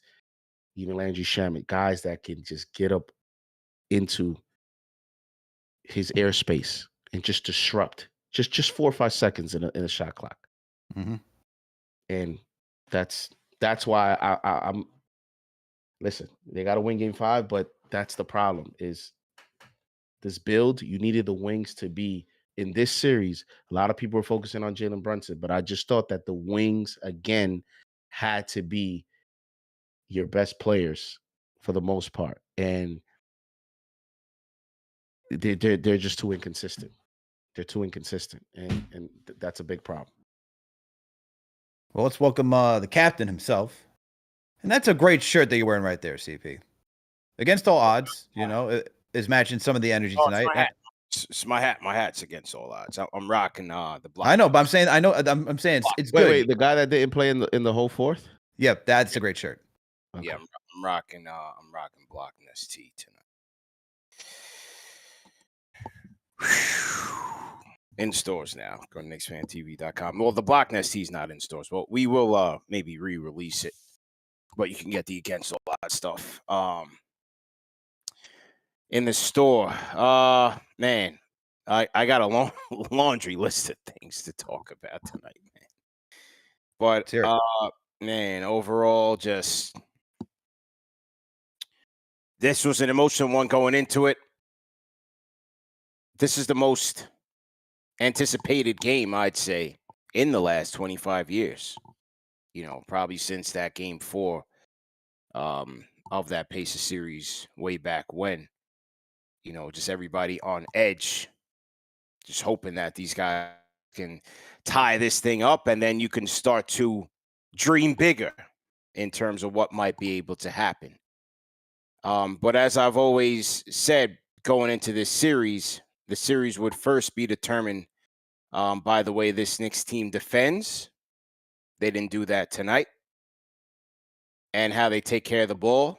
They certainly did not do that tonight. This was a brutal night for the team. For a team that was looking to get back into the series. This was a nightmare on so many fronts. The defense, again, just a carryover from game 3. And give credit to the Pacers, man. Let's give credit to where it's due. I did not hear. I was wrapping up the watch party and coming home, so I didn't get to hear a lot of things. But look, give credit to Halliburton. He was spectacular tonight. He was dominant tonight. We'll put some respect on his name. Pascal Siakam, he was dominant tonight. We'll put some respect on his name. Miles Turner, at certain points, was really good tonight. They were great tonight. As a team, they were great. And so we'll give them that credit. But, for a Knicks team that's trying to claw back into this thing, the defense was once again woeful, man. Starting with Mikal Bridges at the point of attack. He got picked apart. Karl Anthony Towns again in his spurts, the 2 quick fouls. You're hurting your team, the regular season, preseason type of fouls, the no discipline. This is game 4. This is game 4. And you got Aaron Nesmith in the Cobra clutch. For what reason? Why? Why in the fourth quarter are you holding Miles Turner's hand? He's on the other team. Those things is just who we are as a team. The turnovers, you saw the worst decisions ever made between Josh Hart and Mikal Bridges. They were competing to see who could torpedo this team's chances quicker. Hart was brutal tonight from beginning to end. Unfortunate and surprising because he's usually a playoff riser. But I thought overall, when you look at the team's turnovers, I thought they got caught up in the speed and the pace. They got sped up badly, and they looked terrible. 17 turnovers leading to 20 Pacer points. You cannot. This is the number 1 team in the playoffs in transition. You have to be careful with the ball. They've been crushing the Knicks. This is not an aberration. They've been crushing the Knicks every single game in transition. You've got to take care of the ball to even keep it close. This is all we're looking for right now. We know their offense is prolific. You're trying to keep it close so that either Cat or Cap can get you back in the game. And you're killing yourself with turnovers. Time it like bonehead turnovers. 17 turnovers lead to 20 Pacer points. Hart, 5 turnovers, bro. It felt like, Mikal Bridges only 3, but it felt like he was passing it to Pacers every damn possession. And then letting Halliburton cook him on the other end. It was a brutal night for those two guys. I couldn't believe what I was seeing. How Deuce gets 15 minutes in this game on a night when he's the hero of the last game is crazy. When they lost every quarter, the Pacers closed them out every quarter. First, second, third, fourth. They got closed out on everything. At the end of the second quarter, when Bridges and Hart are throwing the game away again, and the Pacers go on another run, I'm like, bro, this was like 3 minutes left in the second quarter. I'm like, bro, Mitch, Deuce, get in the game. They don't get in the game. 15 minutes for Deuce McBride tonight in a must-win game. Very weird. Even when Hart fouls out, like, all right, okay, Shaman, but where's Deuce? What was that? Out of everything, you have a game plan. You stick to your guys. You stick to Hart, this, that, and the third. How is it that Landry Shaman is closing the game? And it's not that he had a terrible game, but how is it that he's closing the game over Deuce, the hero of heroes of Game 3? I think Tibbs is going senile here, man. Did you hear Tibbs' response for why Shaman closed? I don't want to know. What did he say? I didn't want to hear it in the beginning. What did he say? Tell me. What did he say? He wanted height out there. How much taller is he than Deuce? Come on, man. Come on, man. But, again, no block nest, no Deuce. Crazy. My guy, Delon Wright, showed you why he needed more minutes in the entire playoffs. Again. And then in the fourth quarter, as they're trying to come back, seeing Cap get one shot in crunch time killed me, bro. I stayed at Slate. I stayed at a watch party probably another extra 30 minutes because I had to just collect my thoughts. I couldn't believe how we just went out like that. The defense stunk. The decision-making was terrible, and Cap gets one shot in the entire fourth in crunch time. Like, I get it. Yes, you want to see him distribute and pass the ball and all of that, but this is a must-win game. I got to go down with my best player.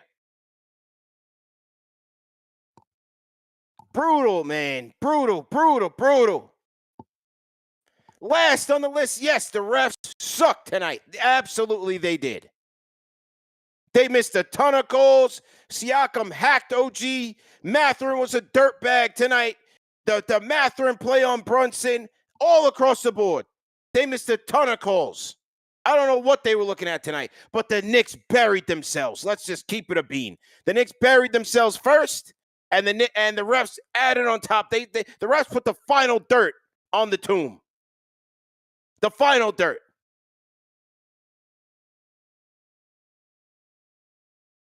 It was almost like a crescendo. I came in, kind of quiet and mild-mannered. And then just recapping everything that happened tonight. It gets my emotions on boil, on edge. Because now we're like, all right, we're going to go back to the Garden. The initial reports right now, I'm hearing that Cat, he's walking okay. We'll see what happens tomorrow and the next day. But the way this team defends, the way that they make the decisions and the coaches' decisions, they don't put it together 48 minutes like a championship team, period. That's just the honest-to-God truth. Right now, we are hoping, against all odds, like my hat says, that this team can pull it together. But the reality, honestly, says otherwise. They don't play 48 minutes of good hoops. You can't defend, you're not going to win. Oh, the Pacers got them extra possessions in the end, didn't they? Right? Siakam, tip. Mathurin, tip. They got the hustle plays, right? How did Obi get that last three on the inbounds? Brunson's guarding his guy. Where's Mikal Bridges? He's lost in space. Here's Obi Toppin wide open for a three on an inbound. That's a team that's trying to win a championship.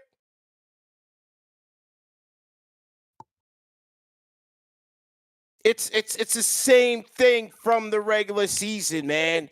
The top heaviness of this team is able to carry them so far and able to get them to overcome so many obstacles, but you can't keep going to that come from behind well, man. You can't. Especially when the stakes get higher. Look at what OKC did last night to the Timberwolves. Stomped a mud hole in them. You think you're going to beat that team? Making mistakes, turning the ball over? And can't identify a man in transition? Can't identify a man in the half court? That's the frustrating thing with this team. Is because they sometimes show you really good things. And then reality bites. In their lack of execution, the coach's decision-making, 15 minutes for Deuce. Is this a regular season game? You got Hart stumbling and bubbling out there. Mikal getting cooked, filleted, fried, whatever you want to call it, boiled. On both ends of the floor. CP, why did we make a starting lineup change if that was going to result in Josh Hart still literally, like, no exaggeration, playing more minutes tonight than he did in game 2 and game 3? What was the point of making the move? If he literally comes off the bench and he ends up playing more minutes than he did in game 3 and game 2. More minutes he played, even after he comes in and he destroyed the game where his first half 4 turnovers in the first. To me, that completely changed the momentum and the trajectory of the game, because you could even see it in their team. They were just, it just zapped any just belief, because not only did he give you 4 turnovers, CP, but he was getting beat backdoor. He's the only player that I've seen in the playoffs. He's the only player that I see in the playoffs still getting beat by regular season backdoor plays. Brutal. That, like, and then he looks around. He's always looking. That's what gets me mad. He's always looking around. He's the only player. It's you, bro. Just like Cat goes foul. Like, you know how just like Cat does that? That's what Hart does on his point, on his end.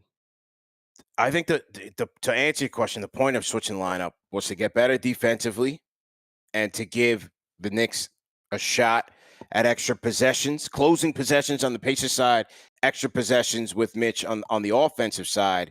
I still did think that Hart would get his typical minutes if he's playing well. He was brutal tonight.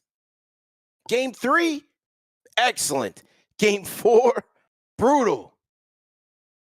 And, like, how does Deuce get only 15 minutes in this thing? Crazy. Absolutely crazy.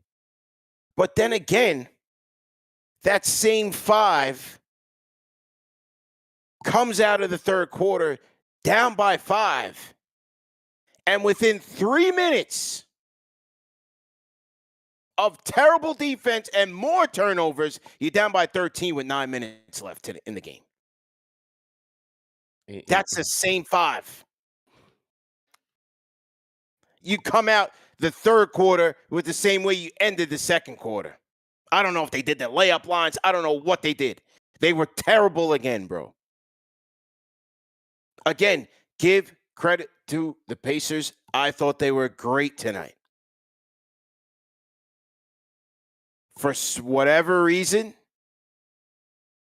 either their makes put so much more pressure on the Knicks, but that it felt like the Knicks were going 100 miles an hour and going nowhere. Yeah, they played into the Pacers. What we saw work for this team yesterday was that they slowed the game down and got to their spots. They muddied it up. They didn't muddy it up. I tweeted out, man, they played right into what the Pacers are doing. They're playing their game. Pacers want you to play at their speed, go fast, because they're the only team that can play at that pace. Only. No other team can do that. And so what do? You rush everybody up on the opposing side. Oh, now we got to go play a regular pickup basketball game, and we just play out of rhythm for what your team's supposed to do and go play fast. It's the same type of rhythm that just happened to the Knicks, man. It's disgusting. And this is where I look at the coach, where it's like, you're watching this unfold. You're literally watching this unfold. Where's the timeout to say, hey, guys, stop playing their game? Let's get something working in the post. Let's get Karl-Anthony Towns working. That worked in the second half. That is the only time where we were not playing their game rushed, outside of Josh Hart and Bridges, who were rushing everything tonight. And they were taking their time getting stops, setting up. They didn't do that. They go into the second half and they completely abandon that game plan. Completely abandon it. And it's just, dude, the thing is with this team too, is that we're supposed to expect an offensive juggernaut with the Knicks based on this starting five. And it's anything but that at times. Yeah. It's so frustrating to watch this team just struggle when you have five guys who on paper should be competing with this Pacers team, and it should be neck and neck. Like it should be. And we're not. And then we got to watch 8 points feel like 30 every single night. It is tricky though, because shout out to like JB Clue $5 super chat says, there's no reason to change the starting lineup if Tibbs was just going to play Mitch 18 minutes and give Hart 36 minutes. Coach is seriously incompetent. I get all that. The challenge is that the Pacers play fast. They play fast. And they have, again, there's advantages to playing big, but there's advantages to playing small. For sure. And the Pacers, their pace did negate a lot of the impacts of Mitch tonight, and even in game 3 in starting, especially when you have to switch everything. Because number one, you're pulling him away from the basket defensively. It gives Turner an advantage, which put the Knicks again in foul trouble. And then at the top, Halliburton was spectacular. Yeah, he was. But CP, I mean, we saw this team, it literally came down to just stupid mistakes in game 1 where we've watched this team offensively keep up with the Pacers. We had them in game 1. If we lose the series, that's going to haunt us. Losing game 1 like that. And then when I'm watching all these games, we're not so far out of reach, man. We're really not that far out of reach, like offensively, to keep up with this team. That's what's more infuriating, is that we're right there. And what we saw at the beginning of the season, prior to December, I said at the beginning of the show, CP, have you seen Karl-Anthony Towns work the high post looking for passes? I have not. And we saw so many of that to begin the season. We saw easy backdoor cuts. We saw these guys dicing up the Denver Nuggets earlier this year. And we can't even get that anymore. Like, what has changed? What has fundamentally changed about this team from November, December to now that we can't even do that? I get that Aaron Naismith, he plays very aggressively, but you cannot tell me that out of all the wings that we have faced this series, that this is a guy who can also negate the Brunson Towns pick and roll. It's just absurd, man. If that's the only thing that we got, then what are we doing here with a head coach that's not going to develop anything else to help these guys get active? The one thing that negates the Brunson Towns pick and roll is Towns getting 2 dumb fouls again in the first half of the game.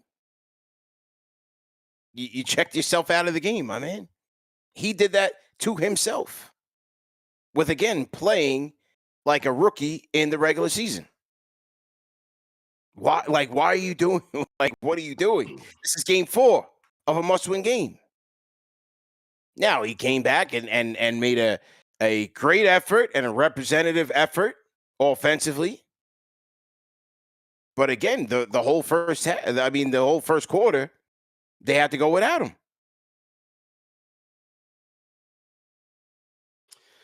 Listen, man, coach sucked tonight. And when I give the Pacers credit, but it's just difficult when you saw the formula in game 3.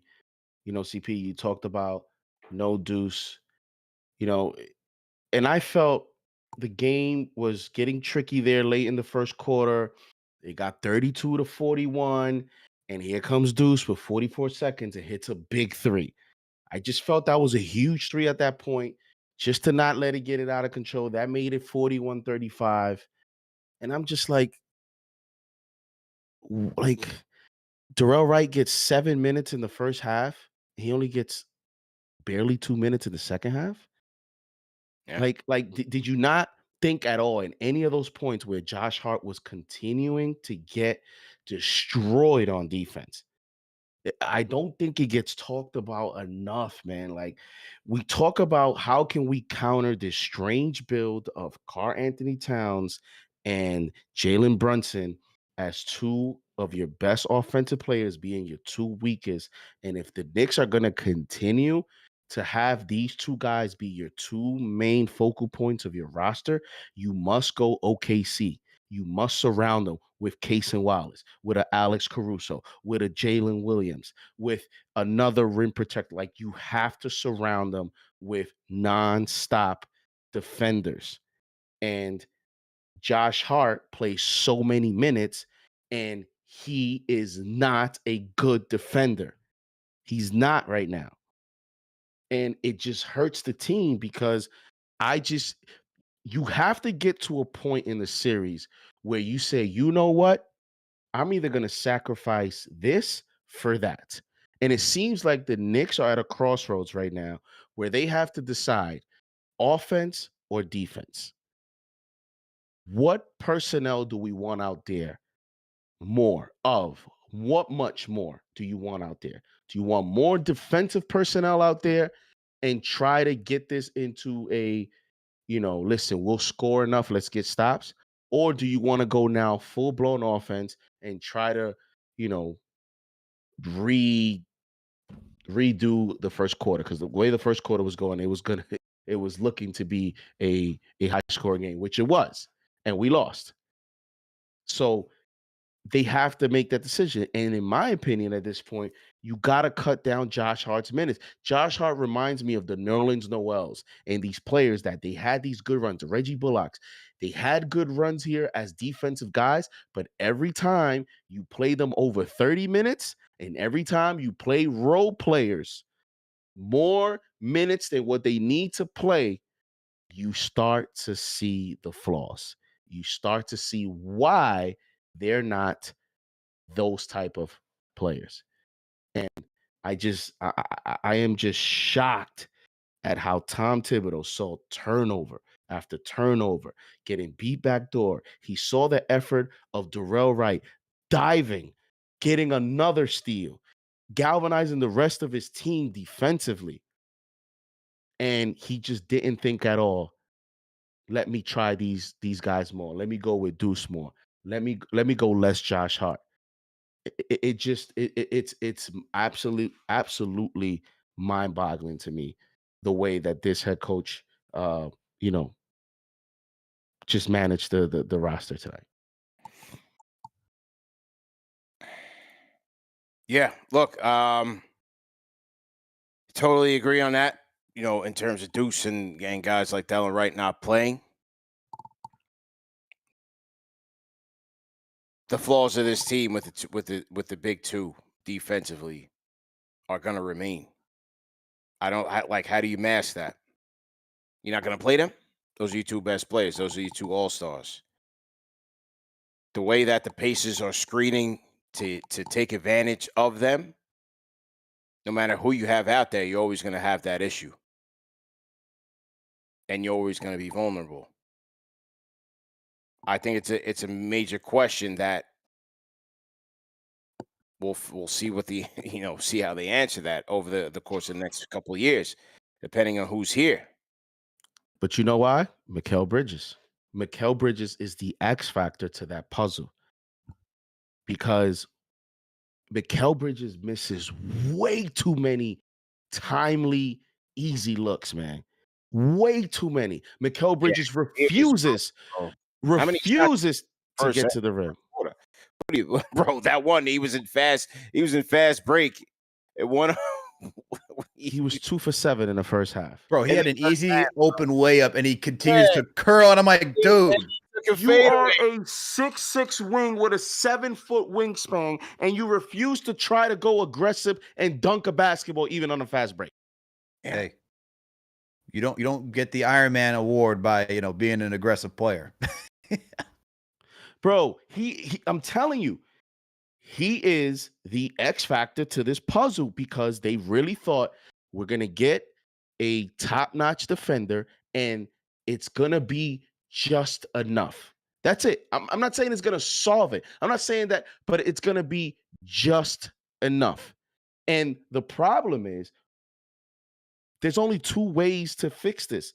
It's either he plays at a different level, or you have to switch up this roster. You have to make changes. It's the only two ways. If we stick with this personnel, you have to change the minutes allocation with maybe playing, the deuces and some of these guys more. Are you getting a stronger defender than Mikal Bridges by trading Mikal Bridges?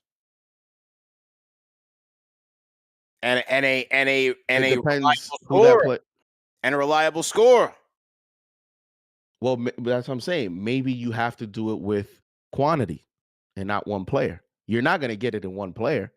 Right. That's a challenge. Look at the way OKC does it. OKC, Alex Caruso, Case and Wallace.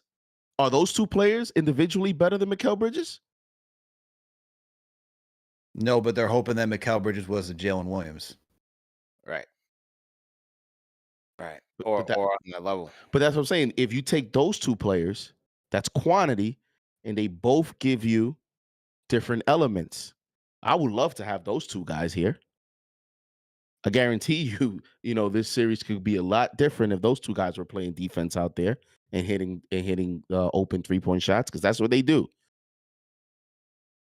And that's the thing with Mikal. Mikal, it was cute when we were coming back and getting these games late, but the slow starts are destroying this team, bro.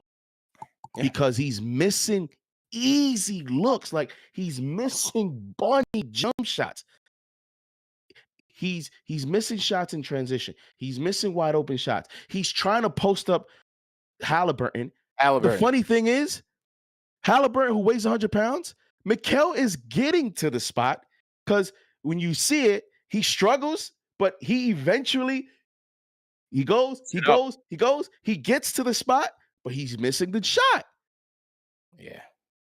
And the problem is he's not aggressive enough. So notice how when he's posting up Halliburton, the Pacers are not even. He doesn't even command a double team, and you have a mismatch. How about the pass to Josh Hart in the corner, and Josh Hart stepped on the end line? I got up and walked away at the watch party, bro.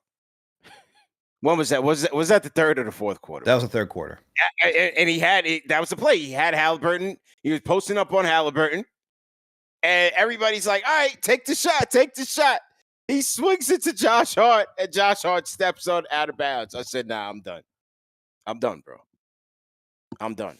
Listen, how did this guy go from being the hero against the Celtics to being a zero against the Pacers? It is like you were at the mountaintop. Like you were, everyone was on your side, and now it's like Halliburton is a difficult cover out of nowhere for him. Out of nowhere. I'll tell you one thing: Deuce ain't passing that to Hart. Deuce is taking that shot.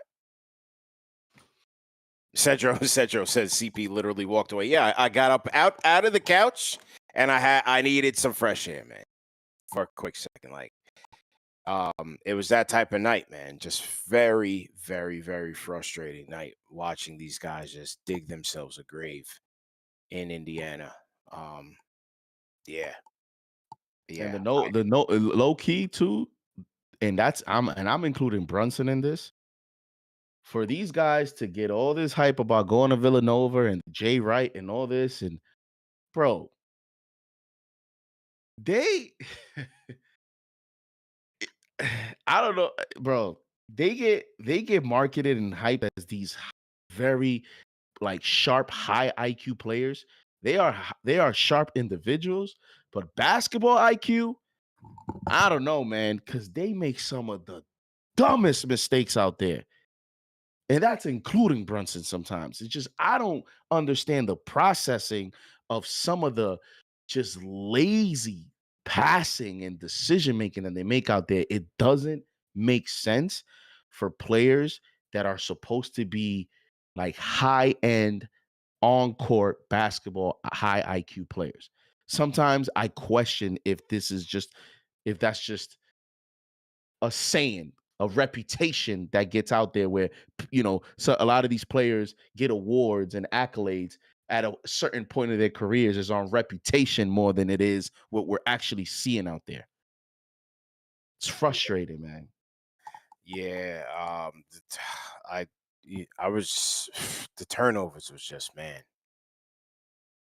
head like tear your hair out type of head scratching turnovers that they had tonight.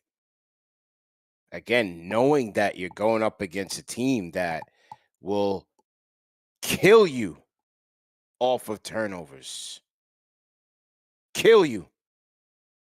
And again, I gave a lot of credit to the Pacers. I thought they were incredible. Siakam, incredible again. Killed the Knicks. Always does. Killed them. Sometimes you forget how good he is. But Halliburton was amazing tonight. 32, triple-double, whatever it was, no turnovers. He was amazing. First player ever to have that stat line with 0 turnovers. Give him credit. And when I saw his level of aggressiveness, I thought this was definitely going to be on an uphill battle. But even still, you guys want to say it's again, tough balance, move the ball and all of that. I'm dying with Cap with the ball, man. I need Cap with the ball, bro. That's it. And look, tonight shows you why, because no one else had it. But this is I also look at it like we're now asking guys in critical situations where throughout most of the season we've never put these guys in position before, and now we're asking them. It's like asking for the first time. Hey, you ever give like a grand speech? Hey, no problem. Just go up there for the first time. Go do it. You know. And Cal's been there, bro. But tonight was not his night. I got to go with Cap. Cap had the mentality tonight, and for some reason, he just did not get the ball back in key stretches in the fourth. Was game 1 the only game legit that Mikal has had a good first half this whole playoffs? Game 1 against the Pacers was pretty solid. I thought he guarded Turner pretty well. I thought he was getting to the. I thought he was even getting offensively. It seemed like he was. Did you say Cat or Cap? Cat. No, Mikal. Oh, Mikal Bridges. That's a good question. Because that game 1 first half, he was pretty good. Yeah. Because that's how he was a big part of getting us going. Those same easy buckets. You saw how difficult we were to defend. But I don't know that he's had another. And it's, bro, I think, man, I think Mikal is just frustrated, man, because it's been good because we found a way. It's been part of the story of the unconventional way, the 20-point comebacks. But I just had this feeling bro, it's just the way that we're playing. We've gotten this way, the whole thing with the starting lineup, and it's just being such a historical negative, bro, it's not sustainable. It's just not a sustainable formula. I get it. We won 51 games, but you can make an argument. Maybe we would have won 56, 57. I get all that, but it's just every round it gets more difficult, and it's just not sustainable, man. The way the style that we're playing is just not. Like you said, CP is not championship caliber. It's not championship caliber, man. Go ahead, Al. They're too all over the place, man. Before we take some more calls, because we got a lot of people waiting. The one thing I'll say is CP was it shout out to James Edwards, the third trilogy. I mean, he wrote, it was you talked to him about it, man. I forget which show it was, which weekly it was, but he brought up the case where even during the regular season, Brunson was on an absolute heater, closing some of these games out where, it's 5-6 games that swing your way to get you to 50 wins. What if he doesn't? And that the late game heroics, as we saw during the regular season, it's just not, as we keep saying, it's just not sustainable. You can't wait. You can't keep having these games where it comes down to like the last couple of seconds and you need Brunson to like go against Asar Thompson and just create space and just knock down a three and be like, as great as those moments are, it's just not sustainable, man. You got to have some convincing wins. You go out there and just beat the living daylights out of your opponent. Right. And we haven't seen that except for game 6 against the Celtics. Right, because the defense is so bad, bro. The defense is bad, man. But it's the defense, but it's also the offense, CP. Like, it's just not the same to start the season. That too, but like, you know, when you get at this stage in the playoffs, you're going up against good defenses, man. You got to get stops too. And like every night, what they did, what was the first quarter score? They were down by like, 6-7. Bro, the Pacers put up 40 plus points in the first quarter tonight. Okay, there you go. There you go. Right. So it's like, you can't get stops with this unit, man. So you're always on an uphill battle, and that's part of the frustrating thing. Keep in mind as well, they've had no answer from McConnell. Tonight wasn't even McConnell's night; it was Benedict Matherin's night, who's had a terrible postseason. But tonight he went to the line 11 times tonight. You know what's crazy? Yeah, this is why you tune into Game Preview, because I brought on Dustin yesterday. And I was like, look, if Naismith can't go, who's the guy they got to believe in for this one? He's like, got to be either Nembhard or Mathurin. Yeah. And he gave the case why it could be Mathurin. And it's like, tonight you get a good Mathurin game. Yeah. And I'm like, jeez, man. Dirtbag player, though. Dirtbag player. I didn't know he had that. The suplex on JB. And how's that not called? How about the check? He was playing hockey against Landry Shamet. Dude. How did that not get called for a flagrant foul? That was a dirtbag play. And then where's the taunting where he's over him doing the too small? And I'm like, wait a minute. Yeah. Well, we're allowing this? The thing that he did with DeAndre Hunter, he could have legitimately injured DeAndre Hunter's career. So that's when I was like, oh, man, I didn't know he was like that. And then when he did that to Shamet, I'm like, all right, yeah, he's really a dirty player. But again, he had himself a night. How, like, again, this is why I needed the ball in Cap's hands. When OG missed them 2 free throws in a row, did you see how he like had a hitch in his form? What was that about? Did y'all see that? The 2 free throws that he missed, the first one, it was like he bent his knees, then stood up, then bent his knees again and shot. And I was like, there's no way that's going in. And it bricked off the back rim. That's a man without confidence. Yeah, right. I'm like, bro, what is going on? And then the second one bricked off the back rim. It's almost like he almost like pump faked on the first one.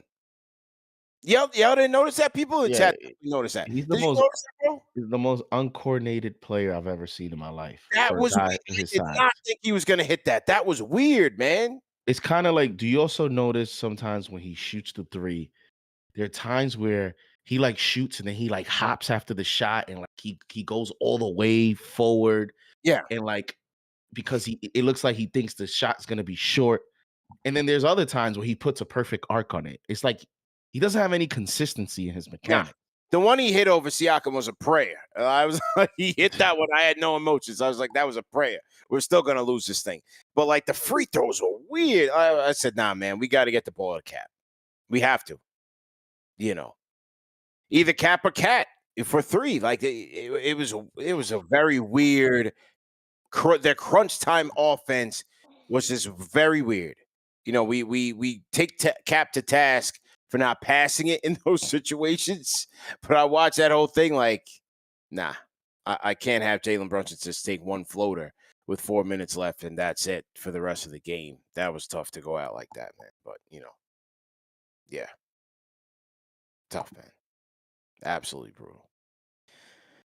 All right, now who we got on the phones? We got to some people on the phones, man. Let's get to Will from LI, man. Will from LI. Still there? Yeah, bro. Can y'all hear me? Yes, sir. Bro, oh my God. Oh my God. I'm gonna make it quick because I know there's a lot of people on the line. I'm gonna just give you guys a quick timeline of my life, of my night, right? So first off, I get off of work. I go to Slate, right? Shout out to CP and for the best show, the best watch party in the city, KnicksFanTV. I'm in there in Slate. I'm ordering some drinks. The lady's helping me out. You know, she's giving me some. You know, they're taking care of us. Shout out to Slate, man. The great staff. Love the place. Come to KnicksFanTV watch party. My girlfriend, she goes, she looks at her phone, and then she runs away, and then she comes back, and she's like, "Oh my God!" I'm like, "What happened?" She's like, "Oh, I got a connection. I got like watch party tickets to go to MSG to see it live. Do you want to go?" I'm just like, "Oh yeah, let's go. We out there. Let's go." So I, shout out to Eric, LB. I'm talking to everybody at Slate. It's cool. I'm like, "Yo, I'm going to the garden. I'm going to the garden. I'm going to the watch party." We go to the watch party. And it's a vibe. Everybody's just lit, man. Everybody's cool. They're pumped. We thinking that we can take this.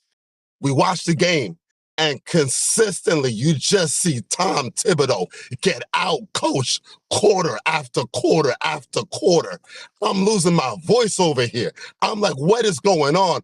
Deuce McBride, only 15 minutes. Mitchell Robinson, not seeing the goddamn court.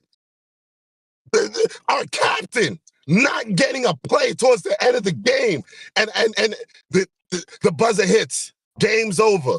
The record now is 3-1. I'm like, damn, man, let's go home.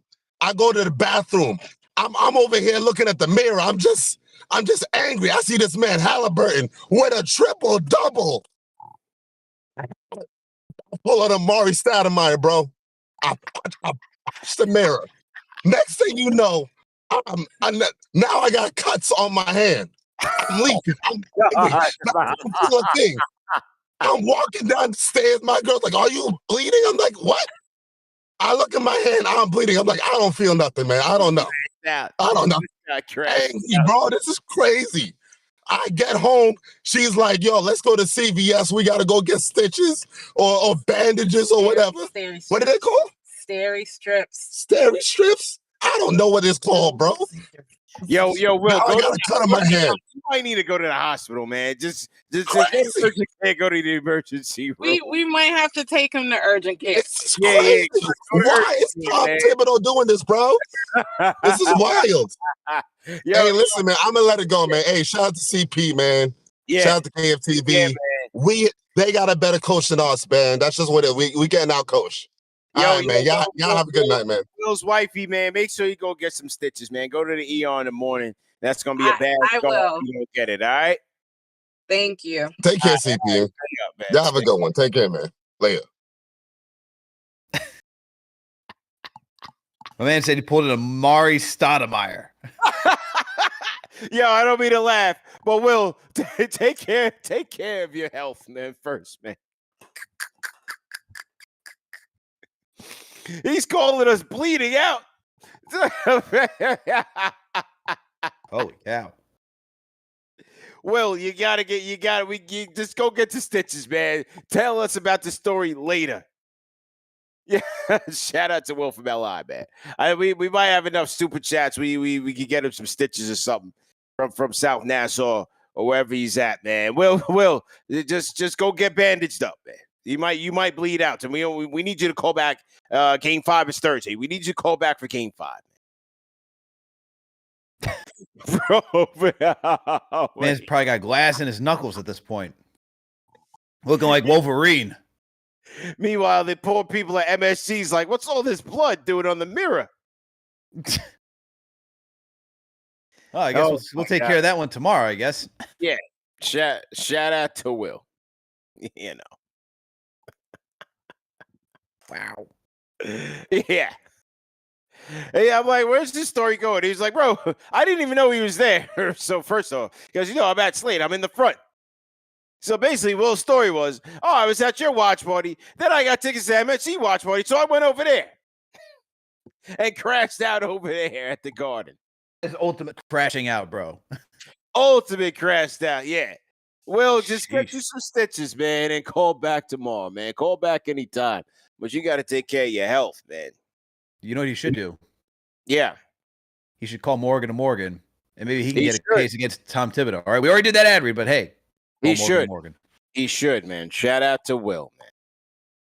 Let's shout out another one of our sponsors of tonight, man. Shout out to our guys at Bear Mattress.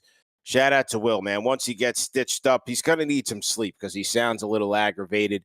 And Will, I would recommend you get a mattress from our friends at Bear Mattress, man. The number one mattress for the fans, by the fans, and for our fans out there. Go to bearmattress.com because if you use the code KFTV, you will get the biggest discount of all time. And that's 40% off site-wide, so it's a great deal. And the best thing about Bear Mattress, I mean, listen, investing in a mattress is one of the biggest investments that you will make in your life. We sleep for many hours. We got to recover and sleep and wake up the next day to shake off this bad Knicks loss. And you know, so your mattress is very important. That's what I want to say. But the thing about Bear Mattress is that first and foremost, you take a quick survey, and once you fill that out, they will pair you with their best mattress based on your sleeping patterns, your sleeping habits, as well as your preferences.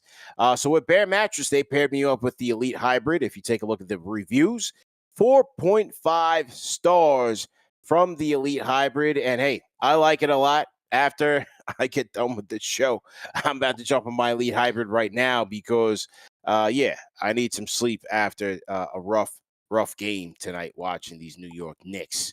And as you see, if you scroll down below on bearmattress.com, you will see that they are highly, highly recommended by many industry publications, men's magazines, so on and so forth, CNET, Men's Health, so on and so forth, man. So make sure, once again, you go to bearmattress.com, use our code KFTV for 40% off site-wide. Okay, thanks again for our guys at Bear Mattress for sponsoring today's show. All right, Al, who we got else on the phone? So we will, pray for a speedy recovery for Will. Hopefully he gets stitched up. Where else are we going on the phones? We got Why Me on the line. Why Me? What up? Yo, what up, CP? What up, Alex? How you doing, man? How y'all feeling, man? Hey, yo, hopefully y'all don't fall off the wagon by the time this team does do well. Listen, man, we have an upside here, and that's what everybody is missing. And I don't want to be the objective guy and all that. This game was definitely tough to watch. It started off bad. It continued to be bad and all of that, and that's understandable. But at this pace of the game, they definitely sped us up. But this is reaction basketball in real time. It's a brand new team, first season of this team. We definitely have overachieved, and y'all got to understand that. And if you stick around long enough, this team could actually do something better than the Eastern Conference Finals, which nobody here thought that was gonna happen. So I don't want to hear that. We had no objectivity. The fans got to be more realistic. Y'all want to fire, change, you know what I'm saying, sit, draft. Like, yo, listen, watch the game, understand that this is an iteration and it has to go up. It's only going to go up. I don't care who the coach is, but you can't change everybody. You can't just swap the whole team out and expect for the same thing. The Pacers have stuck together. The Celtics have stuck together. The Oklahoma City Thunder have stuck together for a large part. All these teams are building and trending upward, and so are we. And the more changes that everybody keep calling for, that's the more resets and the more backward steps that we have to take. And our team just have to learn how to play more continuous basketball, meaning the ball has to flow. Guys got to get in the right spot. You see Hart pull up at the top of the key. If you the low man, get in position to catch the ball. All those things can happen if the team learns how to play together and somehow at a core basis stick together. You know what I'm saying? But the more changes that we keep calling for, the more steps we're going to take backwards, man. So that's my take on it. Okay. I say what I got to say on my own platform, but at the end of the day, man, guys just got to be more patient, and it's never good crashing out in front of your girl, bro. I don't know what that was about. Don't ever do that again. Hopefully she, you know what I mean? Don't do that, bro. That's the worst thing you do. Over basketball, no. Come on. We got to be smarter than that. Just like the fouls and everything. We all got to be smarter. Peace. There you go. Why me on the Discord? Rate that call in the chat. 1 being trash, 5 being facts. He says, keep the faith and be patient. It's a new team and allow them to get it together. Yeah, look, I hear that. I think all those can be true, but look, this is the playoffs, man. I can tell you, to a man, this series has had everyone in this fan base on edge, anxious, nervous. You're right there, man. We're talking about NBA Finals, and and after NBA Finals, that's it. That's the trophy. Like, the Knicks have made it this far, so this is not just a regular season game or just another game. This was a very major game in this series to keep things close. Because look, the reality is when you go down 3-1, the reality is that the other team is better than you at this stage, and that you're on a very uphill battle to get back into this thing. And the Knicks' flaws in each of these losses have really loomed large. I thought the Pacers have done a good job in terms of exposing a lot of the Knicks' flaws, from the players to the coaching, and that's why they are up 3-1 right now. Yeah, we can go back and say, game one, we're gonna regret that, sure, but that's part of it. Part of it is winning these games on the margins. That's what a series is about. And again, you're right there knocking on the door of the NBA Finals. So we want that feeling. We want that energy. We want that dopamine to get to the finals and celebrate. We got there. We back at it. First time in 25 years. We back in the final. Like, we want that. Reality might say otherwise. We'll see what happens on Thursday. We hear all 82, as you know, on the number one show for the fans by the fans. So we'll just have to wait and see. But tonight's loss, let's not sugarcoat it and say, well, we got to be patient as a new team. Nah, tonight's loss hurts badly. At least it does for me. It does hurt. And I would say even to that, like, how many times have we seen teams shake it up, whether it's by roster or by coach, and they make a massive improvement? I mean, you look at what everyone likes to refer to as the Golden State Warriors. You go from Mark Jackson to Steve Kerr, they win the championship next year. Even in a minor lineup change of David Lee getting injured that season, you put Draymond Green as a starter. There was some change there to take him to the next step. You look at what the Toronto Raptors did. One season they got rid of DeMar DeRozan, get Kawhi Leonard, hire Nick Nurse. They won the championship that year. You could talk about the Warriors' injuries, but still you have to make some change. Like, it's just hard to say that you got to stay status quo and that everything will be okay. Even when you look at what the Boston Celtics did last year, getting rid of Marcus Smart, bringing in KP, bringing in Drew Holiday, they made an overhaul to the starting lineup because they believed they needed more. This team's got a lot of stuff. We're not there yet. I don't really want to get into off-season talk, but we ain't talking off-season right now. But if you're looking at the situation right now and you're doing an evaluation, how are you not looking at this roster? You're looking at the team. You're looking at the coach saying, what can we improve if this thing goes south and to get better for next season? Like, you're going to be looking at that regardless. So changes can still come. Doesn't matter. Yeah. Good points. All right, a couple more before we wrap this thing up, man. Let's go to India, man. Let's go to India. Hear from our guy, Ashwin. Checking in. Ashwin, how you feeling, my guy? There is a reason why Thibs is not married till now. Everyone knows what to do. Even an average Joe Smo knows what to do in this game, what adjustments to make. Everyone knows, but he doesn't. There can be only two reasons. Either he is paid off or he's mentally R. And you know what the R stands for. I'm not going to say it on the show. Josh Hart, forget the 5 turnovers. How many backdoors did he allow? How many threes did he allow? He is horrendous on offense and he's ghoulish on defense. I challenge anyone to show me a good game of Josh Hart against good teams. Not rebounds, good offense and good defense against a good team. Forget about elite teams. We keep saying that Cat and Brunson, they are bad defenders and it's not gonna work. Jamal Murray and Nikola Jokic, they are bad defenders, but their offense as a duo is elite. And the point is, who is stopping Brunson and Cat from playing two-man game? Our coach. It's up to him. He is gonna say, "Go play your two-man." You design that in while practice, and you go play two-man game. He does not do that. Any coach with brain would notice Cat is doing somewhat decent job on Siakam. Then you can put Ojo and Halley because Mikal is getting cooked. Thibs does not know what to do. It's just so basic of the most basic things that anybody can see. You close your game with Mikal 3-pointers instead of Cat or Brunson. This coach has parasites in his brains, and I have lost every single respect for him. I have zero respect from him anymore. What I'm gonna say now, you may not like it, but shut down the roommates. So sell high on Josh Hart. He is a 30-year-old with zero offense, brain dead defense, and a bad knee. You are not gonna get anything from him anymore. You might think this is an emotional response. You might think this is an emotional response, but think about it. He is a 30-year-old with a bad knee, with zero offense and brain dead defense.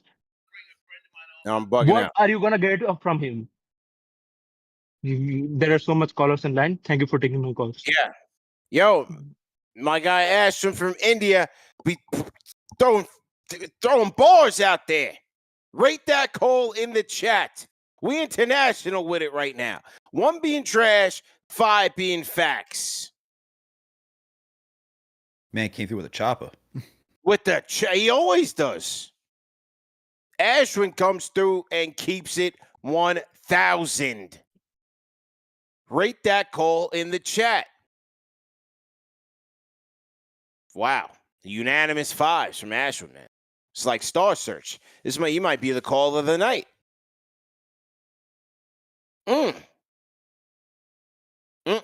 Shout out to Ashwin. JD, your thoughts on Ashwin's call? Go ahead, bro. I mean, basically what he's saying, I'm listening to Tom Thibodeau's answer to Josh Hart, and he literally said that the defense it's so bad. I want even Daniel to play it, but it's like he legit said that the reason he played Josh Hart was because he felt we needed more defense and turnovers hurt us.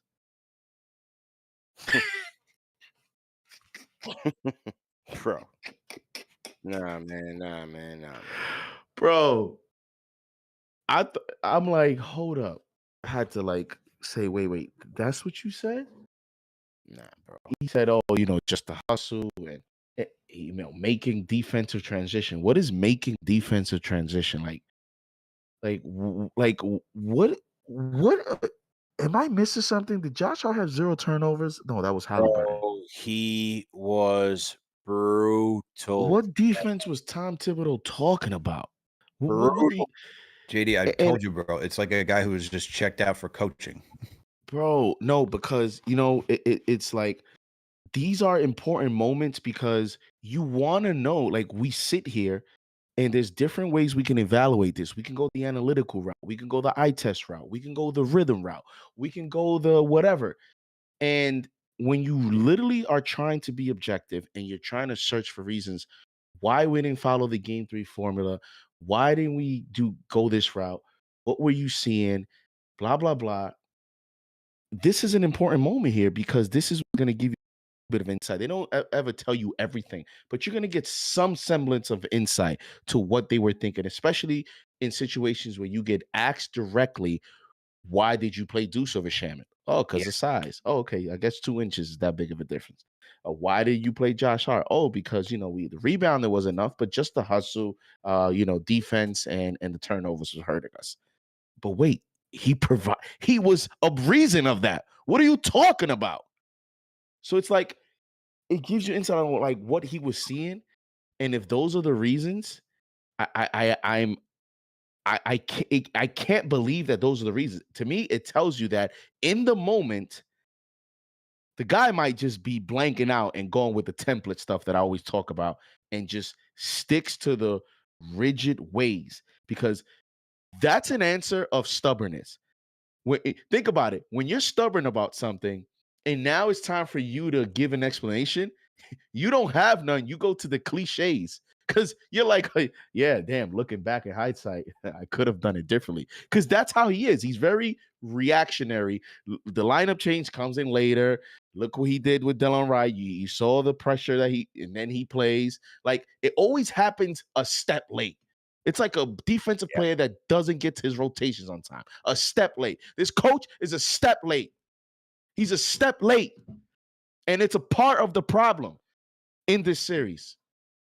We're not being put in the best position, and that's what's frustrating, because you give respect to the Pacers, but listen, that's why I get it. I get the Celtics fans that feel a type of way. But we're gonna feel a type of way about the Pacers too. Let's call it how it is. Even if the Pacers win this series, there's gonna be a lot of fans that they're gonna give the respect. You do what you do, tip your cap. But if we're going in the offseason and we can't even get over the hump of the Pacers, then there's some serious issues here. All right, to a couple more. Sayquizzy, go ahead and unmute your mic, and we'll close the mic for Michigan. Sayquizzy, go ahead. You can hear me? Did we get to, hang on, did we get to Mark yet? No, we didn't get to Mark yet. All right, we'll get to Mark. All right, Sayquizzy, go ahead. Sayquizzy, go ahead. You rough L. Like, it's not over, but it just feels over with this team. Like, the slow starts to the first, the slow starts to the third. We start the third quarter with like 3 turnovers. Bro, they went on a 13-0 run. Don't understand. It's like we do it every game, and I'm like, yeah. I was hoping like us going down 20 last game, like it was the worst game. Like everybody was in foul trouble and we won. So I'm thinking like, okay, that was the worst game. It can't get worse than that. Like we gotta play better game 4, knowing Pacers, they gonna be on one. Nope. The Knicks do stupid stuff. Josh Hart throwing lobs to nobody. Throwing lobs to the Pacers. Lobs giving bro, the ball he threw a lob to Cat with 2 guys on him, and Cat can't jump over a book right now. What are you doing? Ball watching, having backdoor cuts, but Tibbs still had him playing. I don't understand why. Like Tibbs talk about we want more size and height, but had Payne playing the longest when every Knicks fan was saying play right. We rather defense. He passed the ball. You finally start to play him now. Like you couldn't see that. And then Bridges with the missed shots early. I'm like, bro, come on. Wide open. Miss. You got Halliburton. How you go from White and Drew Holiday guarding you to make a mid-range to now you can't even freaking post up Hallie? I don't understand it. Like the Knicks, they just start off slow. Like then we give up 3 layups and dunks over a inbound pass from the Pacers. They wide open to the rim. I'm like, yo, this team don't want to win. Like, I understand people talking about the rest, but the Knicks was doing it to themselves too. Like, you can't do it. Like, we didn't see no Shamet, no Wright in that third quarter. We playing the starters like the third quarter was the last quarter. I'm like, why is Brunson and them out here the whole game? This is not the fourth quarter. We need them to rest. We need them in the fourth quarter. Like we was in the bonus, but we couldn't get a stop. So it was like these free throws don't matter if you ain't getting a stop. It's like Pacers is just a better and smart team. They do smart things. Anytime we turn the ball over, they score. Anytime we got to stop or made them turn the ball over, guess what? It'll either be a Cat, get an offensive foul, Josh Hart just throwing it in the air, turnover. Like we's not playing smart at all. Like I'm praying the Knicks could at least win game 5. Give the home fans something to be happy for, and don't let us lose there. But it's just not looking good. Like they do the same thing over and over again. And it's crazy to think about. We went 7 with an injured team, and we barely could beat this team now. But that's all I got to say. Well, I would say, this team presents a lot of the challenges that has bedeviled this team all year. athleticism, speed, and good point guards. It hasn't changed. If we really think about it, really hasn't changed. So how do you counter that? How do you, you could talk about chemistry and all that coming together, but again, when you look at that starting five, are we optimized to match up well with those styles? I think that's a valid question. We'll just have to wait and see, because that's one thing that's been evident in all these games going into game 5 is that their speed and athleticism has kicked our ass consistently. Yes, we have the talent advantage when we want to use it, but their speed and athleticism, we can't match that. That's why we've lost those 50-50 balls in the fourth quarter. Siakam and Mathurin, Mathurin finally decides to wake up, and he had a great game. It's just one of those things, man. Neesmith, Nebhard hasn't done anything. Neesmith, Mathurin had a great game tonight. Halliburton was great. Siakam, look at their fast break points. Can't match that. We can't match that. Got to be careful with the ball, man. And we were just so loosey-goosey. We were just so like pressed. It's just a lot of things to be frustrated about. We'll see what they have left in the tank on Thursday. That's it. We'll see what they have left in the tank on Thursday. Is it over?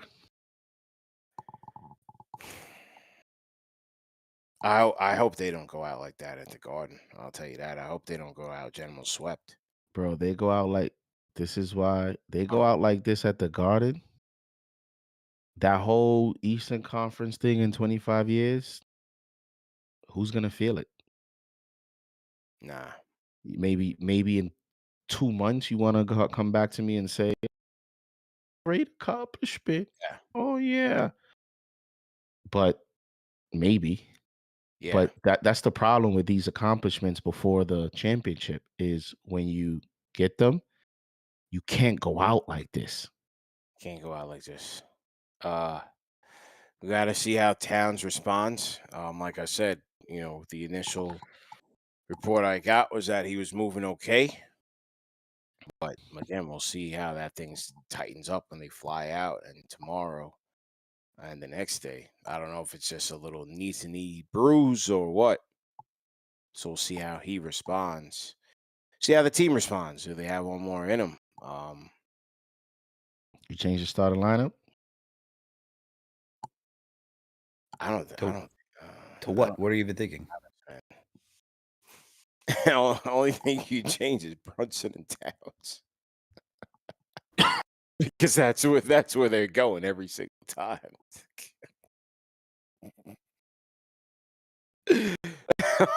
Yeah, that's it. What you got to do? You got to sit Brunson. You got to sit Towns. That's who they're drawing in the actions every single time. I don't know, man. Nah. I don't think they change it, especially after Hart's brutal performance tonight. He certainly didn't make a case to get back in the starting lineup. So now I think they keep it the same. You go to quick decisions, but who knows, man? What Tibbs, man? How you again? You play Deuce 15 minutes tonight? Bro, listen. If they do lose at the Garden, that might be the end of him. I still think it's a 50-50 shot. I don't want to even comment on the all-season jobs and he's on thin ice, man. I'll tell you that. That's not speculation or opinion. He's on thin ice, man. So Let's see how they respond on Thursday. The decision makings and all the like head things. That's the problem. Is they're losing with that happening. Yeah, it's not. We're not the only ones seeing it. That's all I'll say. All I'll say. All playoff long. We're not the only ones. Concerned about that. That's all I'll say. So they've got to do better. He's got to do better.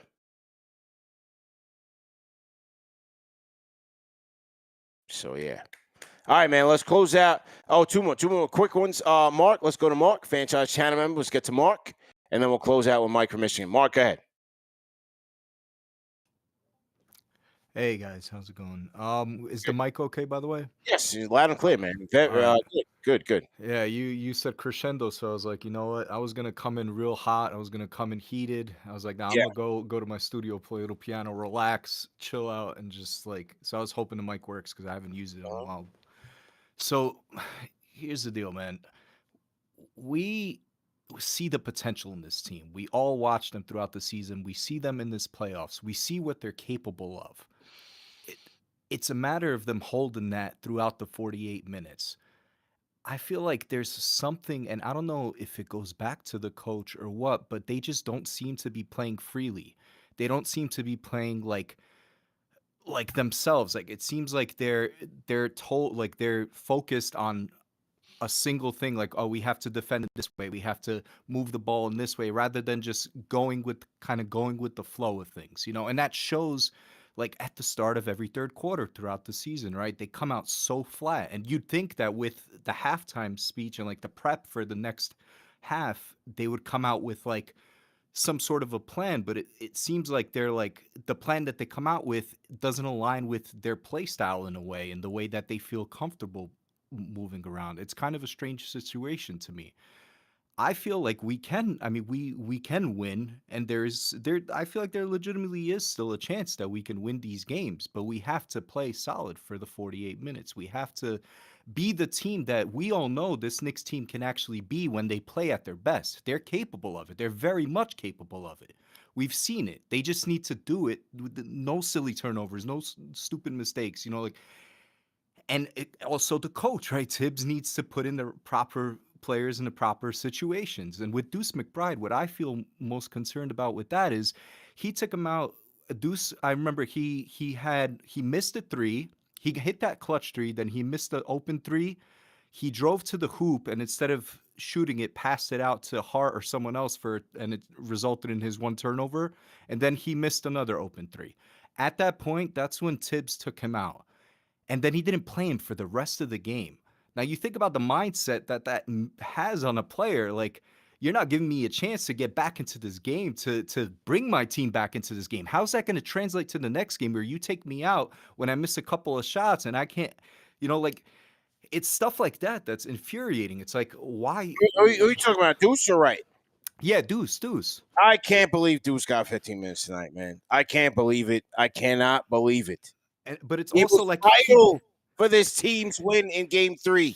He didn't give him a chance to like pop off. He missed a couple open shots, and that was it. He was out of the game. He shot four times. His like defense was more important. Yeah. Than anything else. And the thing that like I don't understand, Tibbs is a defensive-minded guru. That's what he's known as, right? He's the defensive. So why can't we defend a pick and roll? Like it's the most common play. Like, we can't defend a pick and roll. We can't, like, we just have Halliburton going to the hoop every single time on what looks like the easiest pick and roll ever. It frustrates me because then I watch, like, I remember it was Randall just pushing into Dort, right? And Dort is just standing his ground there. Randall's a big dude. He's being physical to him. Dort didn't even move an inch, and he's standing his ground, and they're defending, like, where is that physicality? Where is that wanton of, like, listen, we're here. You're not going to push us around. We know what we're doing. And the couple of times that we did play the pick and roll successfully, Halliburton missed a shot. He got defended, and we played it well. But there needs to be consistency to that. And like with the defensive coach, why is this not something that's like, Yeah. I understand it's on the players too, but it's also on schemes. It's also on who you put in, because certain players have different compatibility with different players, and you're mixing all this up and you're trying to get in the playoffs. And it's like, it took you until now to do all of this, right? Like you have the whole season. It's stuff like that. But It is frustrating, man, and definitely appreciate the call, Mark. It is frustrating. So we'll see how they bounce back on Thursday. All right, Mike from Michigan, go ahead and close this out. Mike. Hey, what's up, fellas? Y'all can hear me? Yeah, loud and clear, man. How you feel, man? You were in the building tonight. Give us a stadium report and your thoughts on tonight's game, man.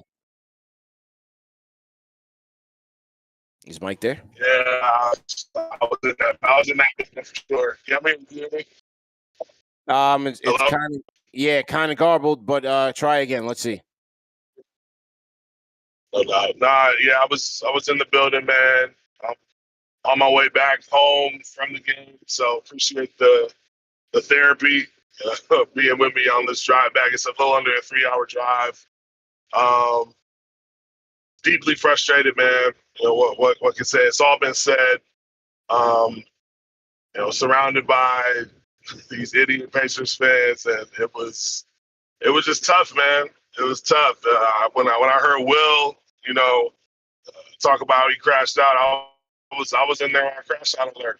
It was a couple people who said a few things, and it was critical. But yeah, just a tough game, man. Tough night. The one thing I would say, and it just seems like they're able to get the players and the matchups they want so easy, and we just aren't able to do that on the other side. I could count on maybe one hand the amount of easier shots, or things like a layup off a good pass or something off a cut. And I mean, for them, they had over a dozen of those kinds of plays where it was just simple, get it here, get the matchup we want, swing the ball, layup. And everything is just too hard for us offensively. We don't create good opportunities. We don't get our players in the spots we need them to be their best selves. And it's just frustrating, man. And so, gut check time for game 5. Hopefully they don't go out like that at home. But at the end of the day, you blow a game like you did in game 1 at home, and sometimes that just lingers with you. And to me, it just kind of feels like this team never really fully recovered from that. And it's lingered into even the coaching staff. I don't know that the coaching staff recovered from that. There's been some panic moves, even though the chess moves in game 3 were good. In some ways, it was a little concerning to me. It was like, man, we're pulling out all the stops, doing random stuff with rotations. It's like it feels like the team's just kind of rattled, And I think that played out in this game. And these guys, the podcast boys, Josh Hart, you're gonna have to show us something in game 5, man.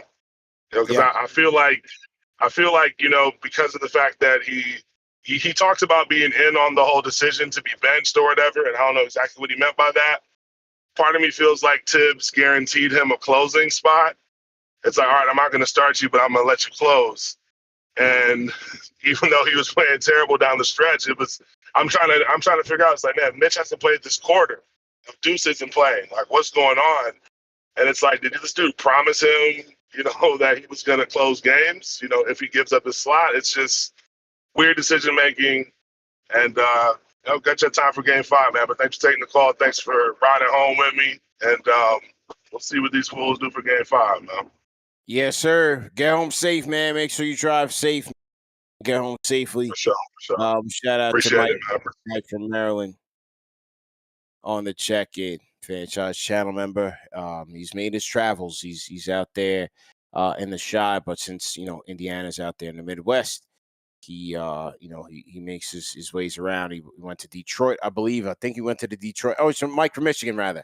So he went to the Detroit game, and he's going to the Indiana game. So luckily, he's been able to get there. He's been out here for watch parties as well with us. So shout out to Mike from Michigan, man. He's a New York Knicks fan through and through, a diehard, representing us very well in the Midwest. So Yeah, I think that'll just about do it, fellas. Al, are we caught up on chats or how we? We got a few super chats. We got some just super a chats to couple. go All through right, still. let's just finalize these and wrap, man. It's very late. All right, shout out to Nick's Homer for the $2 super chat. Shout out to Coffee for the Canadian $2 super chat. Appreciate it. We got First Lady of Sports with the $5 super chat. Shout out to you for being a franchise channel member. We started the game wrong. We can't run them. We can't run with them. Rushed our shots and committed unforced turnovers. Game 3, we kept them in a half-court offense. Will N, shout out to you for the $5 super chat. Gonna go to church and yell out, "Why does God hate the Knicks?"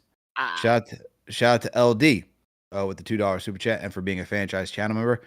Stephen A couldn't STFU. Hallie not a superstar. Shout out to Antoine. Wait. Antoine What was that super chat from LD? What did he say? He said Stephen A couldn't shut the family show up. Hallie not a superstar. Oh well, I mean, so Stephen A. Listen, he's an entertainer. He is an entertainer. Shout out to Bro, Antoine. the funniest thing was like not to cut you off, but like sidetrack. I was the halftime show. ESPN does the Western Conference Final, so like Western Conference. And Timberwolves are getting smoked by the Thunder. They were like, Stephen A., what does Anthony Edwards need to do to get back on track? And it's just Thunder's defense. Shoot.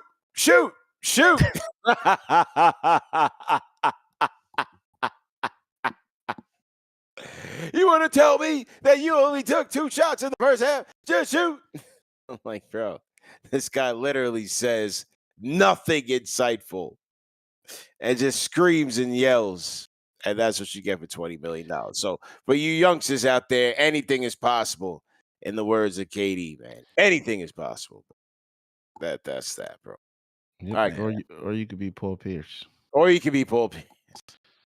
It's another only bright, media attention. bright, insightful mind on Oh this my God. whole new media movement that is supposed to be, Oh my God, it is horrible, man. With the Brandon Jennings and the horrible. The low key, the only guy that I've seen out there that's like, okay, he part of it is funny and entertainment, but he does talk ball is Jeff Teague. Yeah, Teague gives you some good insight. His homies don't know anything, but he gives some good insight. Yeah, his homies are useless. They're just there for like hang around. But Teague is good. He gives you good storytelling and good like experience. Teague had a good experience. He had a good career, I thought, overall. So he can give you some good stories, but everybody else is like for the clicks and just absolutely babbling out there. It's absolute nonsense. Who takes the worst new media cake? Is it Paul Pierce or Draymond Green? Oh, Draymond will forever be terrible, and I think it's absolutely ridiculous that the shoots at TNT, like our guy Jamal Crawford, friend of the program, put out there like, man, I miss calling the games. I wish I could call it at halftime. I wish I could do post game. I can't wait till next season. And I retweeted him like, bro, like just go live. Like, what are you waiting on, bro? Like, were you waiting on a job? Bro, you're Jamal Crawford. Go live. You could have mad people coming to you for your takes. But I also think it's ridiculous that like TNT sticks with the Draymond buffoonery when you have Jamal Crawford sitting right there in the sideline. Oh no! Whoa! Too intelligent of a conversation. We got to dumb this thing down. Yeah, it's very weird, man. But even like JC's like, man, I miss doing this. Like, bro, like, do your own thing. Go on YouTube, hit live. Period. But you gotta have that mindset, man. But yeah, let's finish up Super Chats. That's all true. Shout out to Antoine for this $2 super chat. Appreciate it. Shout out to Chuck D. Throw a hashtag PE in the PE in the chat. He said, we didn't come to the ECF to deem the team as trash so easily. Pacers super focused this year after an ECF loss last season. The Knicks focus hard knowing they face death. I could see us tying this 3-3 and ... Yeah. I'll say one thing, man. I was at Slate, so I had no choice but to listen to Stan Van. Stan Van Gundy was like nails on a chalkboard tonight. Brutal. Awful, bro. Absolutely brutal, bro. I mean, I thought he wanted to take Reggie home. And like, bro, like I was like, what are we listening? It was brutal. Honestly, give me my guy from college hoops that I like. So give me Bill Raftery. Give me him and Gus Johnson on every telecast. The ESPN telecast has been brutal. The TNT telecast has been brutal. Nobody can tell me otherwise. I'm sorry. You know who All I due missed? respect to Breen, both broadcasts have been trash. Go ahead now. You know who I miss? Yeah. Mark Jackson, Jeff Van Gundy, Mike Breen. Bro, the broadcasts have been brutal. We're not even getting Mark Jones either, man. Where's Mark Jones at? Give me Mark Jones with his bars and, give me that. But oh my God, Stan Van Gundy was nails on a chalkboard, bro. It was terrible. Torres Burke, terrible. RJ, terrible. Like, where are we going, man? Let's see what NBC has, because they can only go up from here. But they brought Reggie over there, so they can only go up. You know who's the best one? Mm-hmm. To me, it's Tim Legler. I like, yeah. Because you get actual. Legler's great.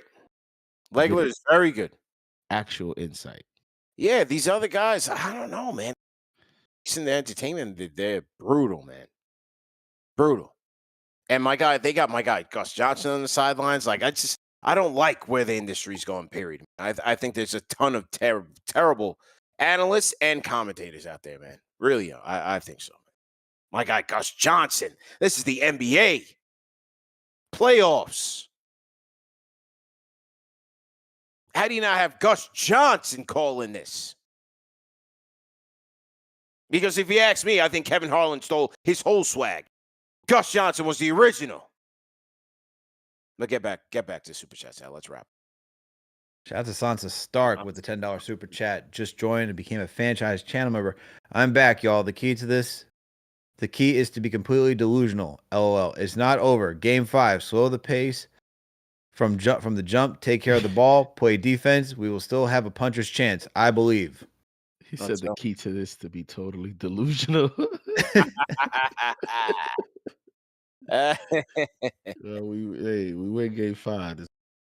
Shout out hoodies, delusion back. Shout out to hoodies. Shout out to Reese Anderson for the $5 Super Chat.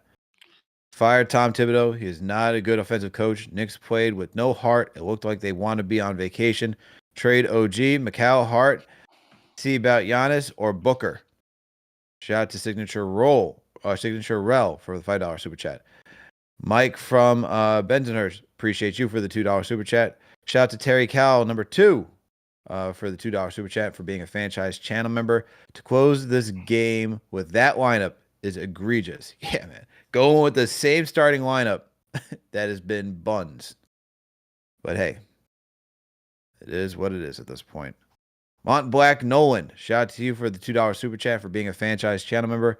Coaching malpractice at the worst possible time. Shout out to KG for the $5 Super Chat. It's crazy how our offensive strategy is to hope for Mitch to get an offensive rebound for a kick-out 3. LOL. Tibbs implements no offense. Shout out to Vince Yako with the Australian $5 Super Chat. Talented lineup, outdated philosophy. If you say it's not the coach, you don't know ball. If Tibbs coached the Pacers, they'd be in the Cooper flag talks.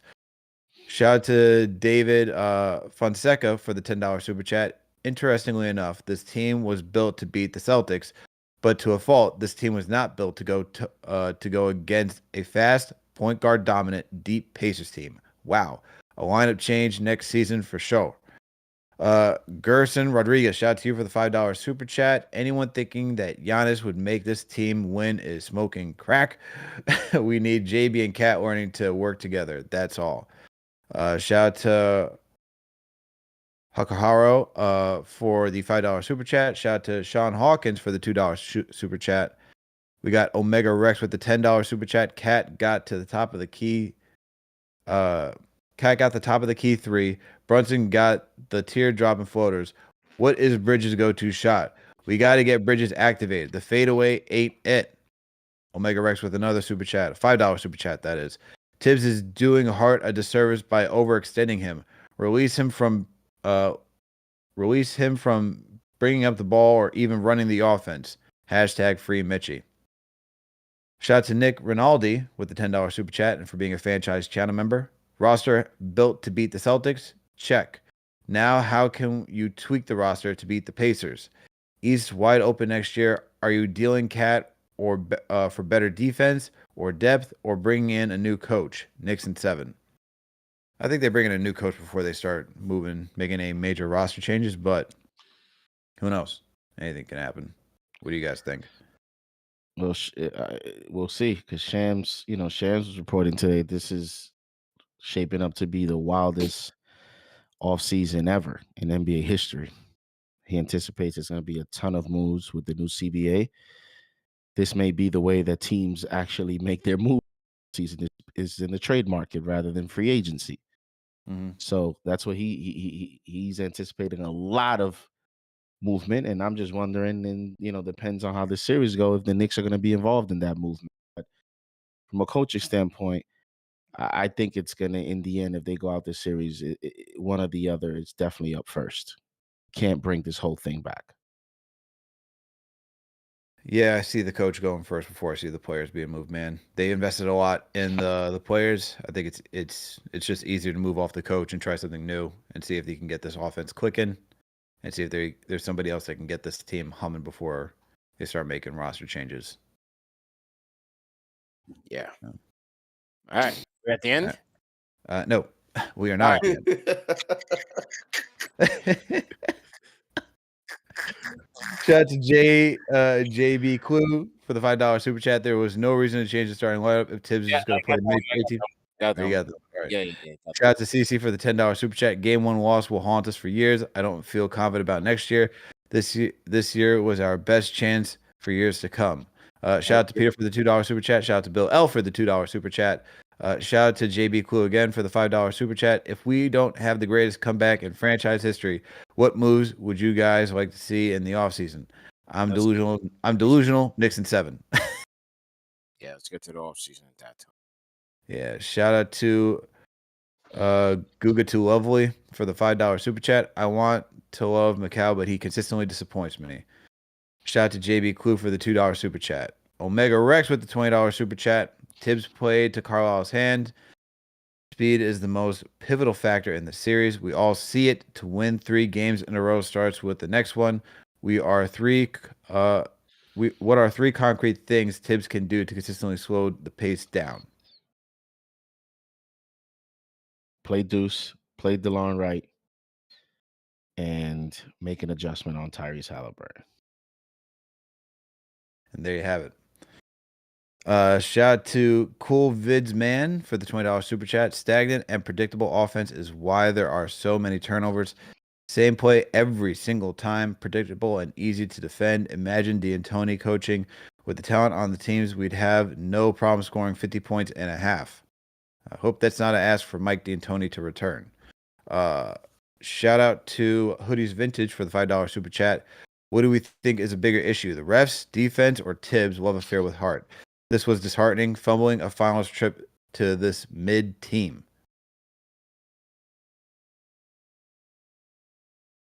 I think Hart, man. I think Hart. The constant reliance on Hart, man. It's like, it's just so prevalent.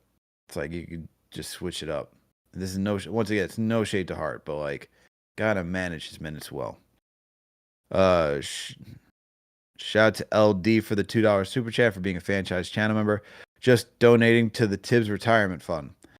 Shout out to Bill Collecta for the $2 super chat. Shout out to It's Kyle Allen for the $2 super chat. Shout out to Rose with the $5 super chat. Brunson plays no defense at all. Talk about it that he's been exposed. Shout out to Cynthia for being a franchise channel member and the $5 super chat. I just really hope there will be a coaching change. The players didn't play well, but why do you leave them out there? Carlisle pulls out bad players as soon as possible. We have Omega Rex 73 with another $20 super chat. All 82 was just a sparring session. The main event is the playoffs. We see who was putting in work now. Tibbs is getting bullied by Carlisle. He got a chance to make history. This is what against all odds looks like. Shout out to the original man for the $5 super chat and for being a franchise channel member. Question for y'all: 40-point loss Thursday, and Tibbs goes, or make it to the finals, lose, and Tibbs stays?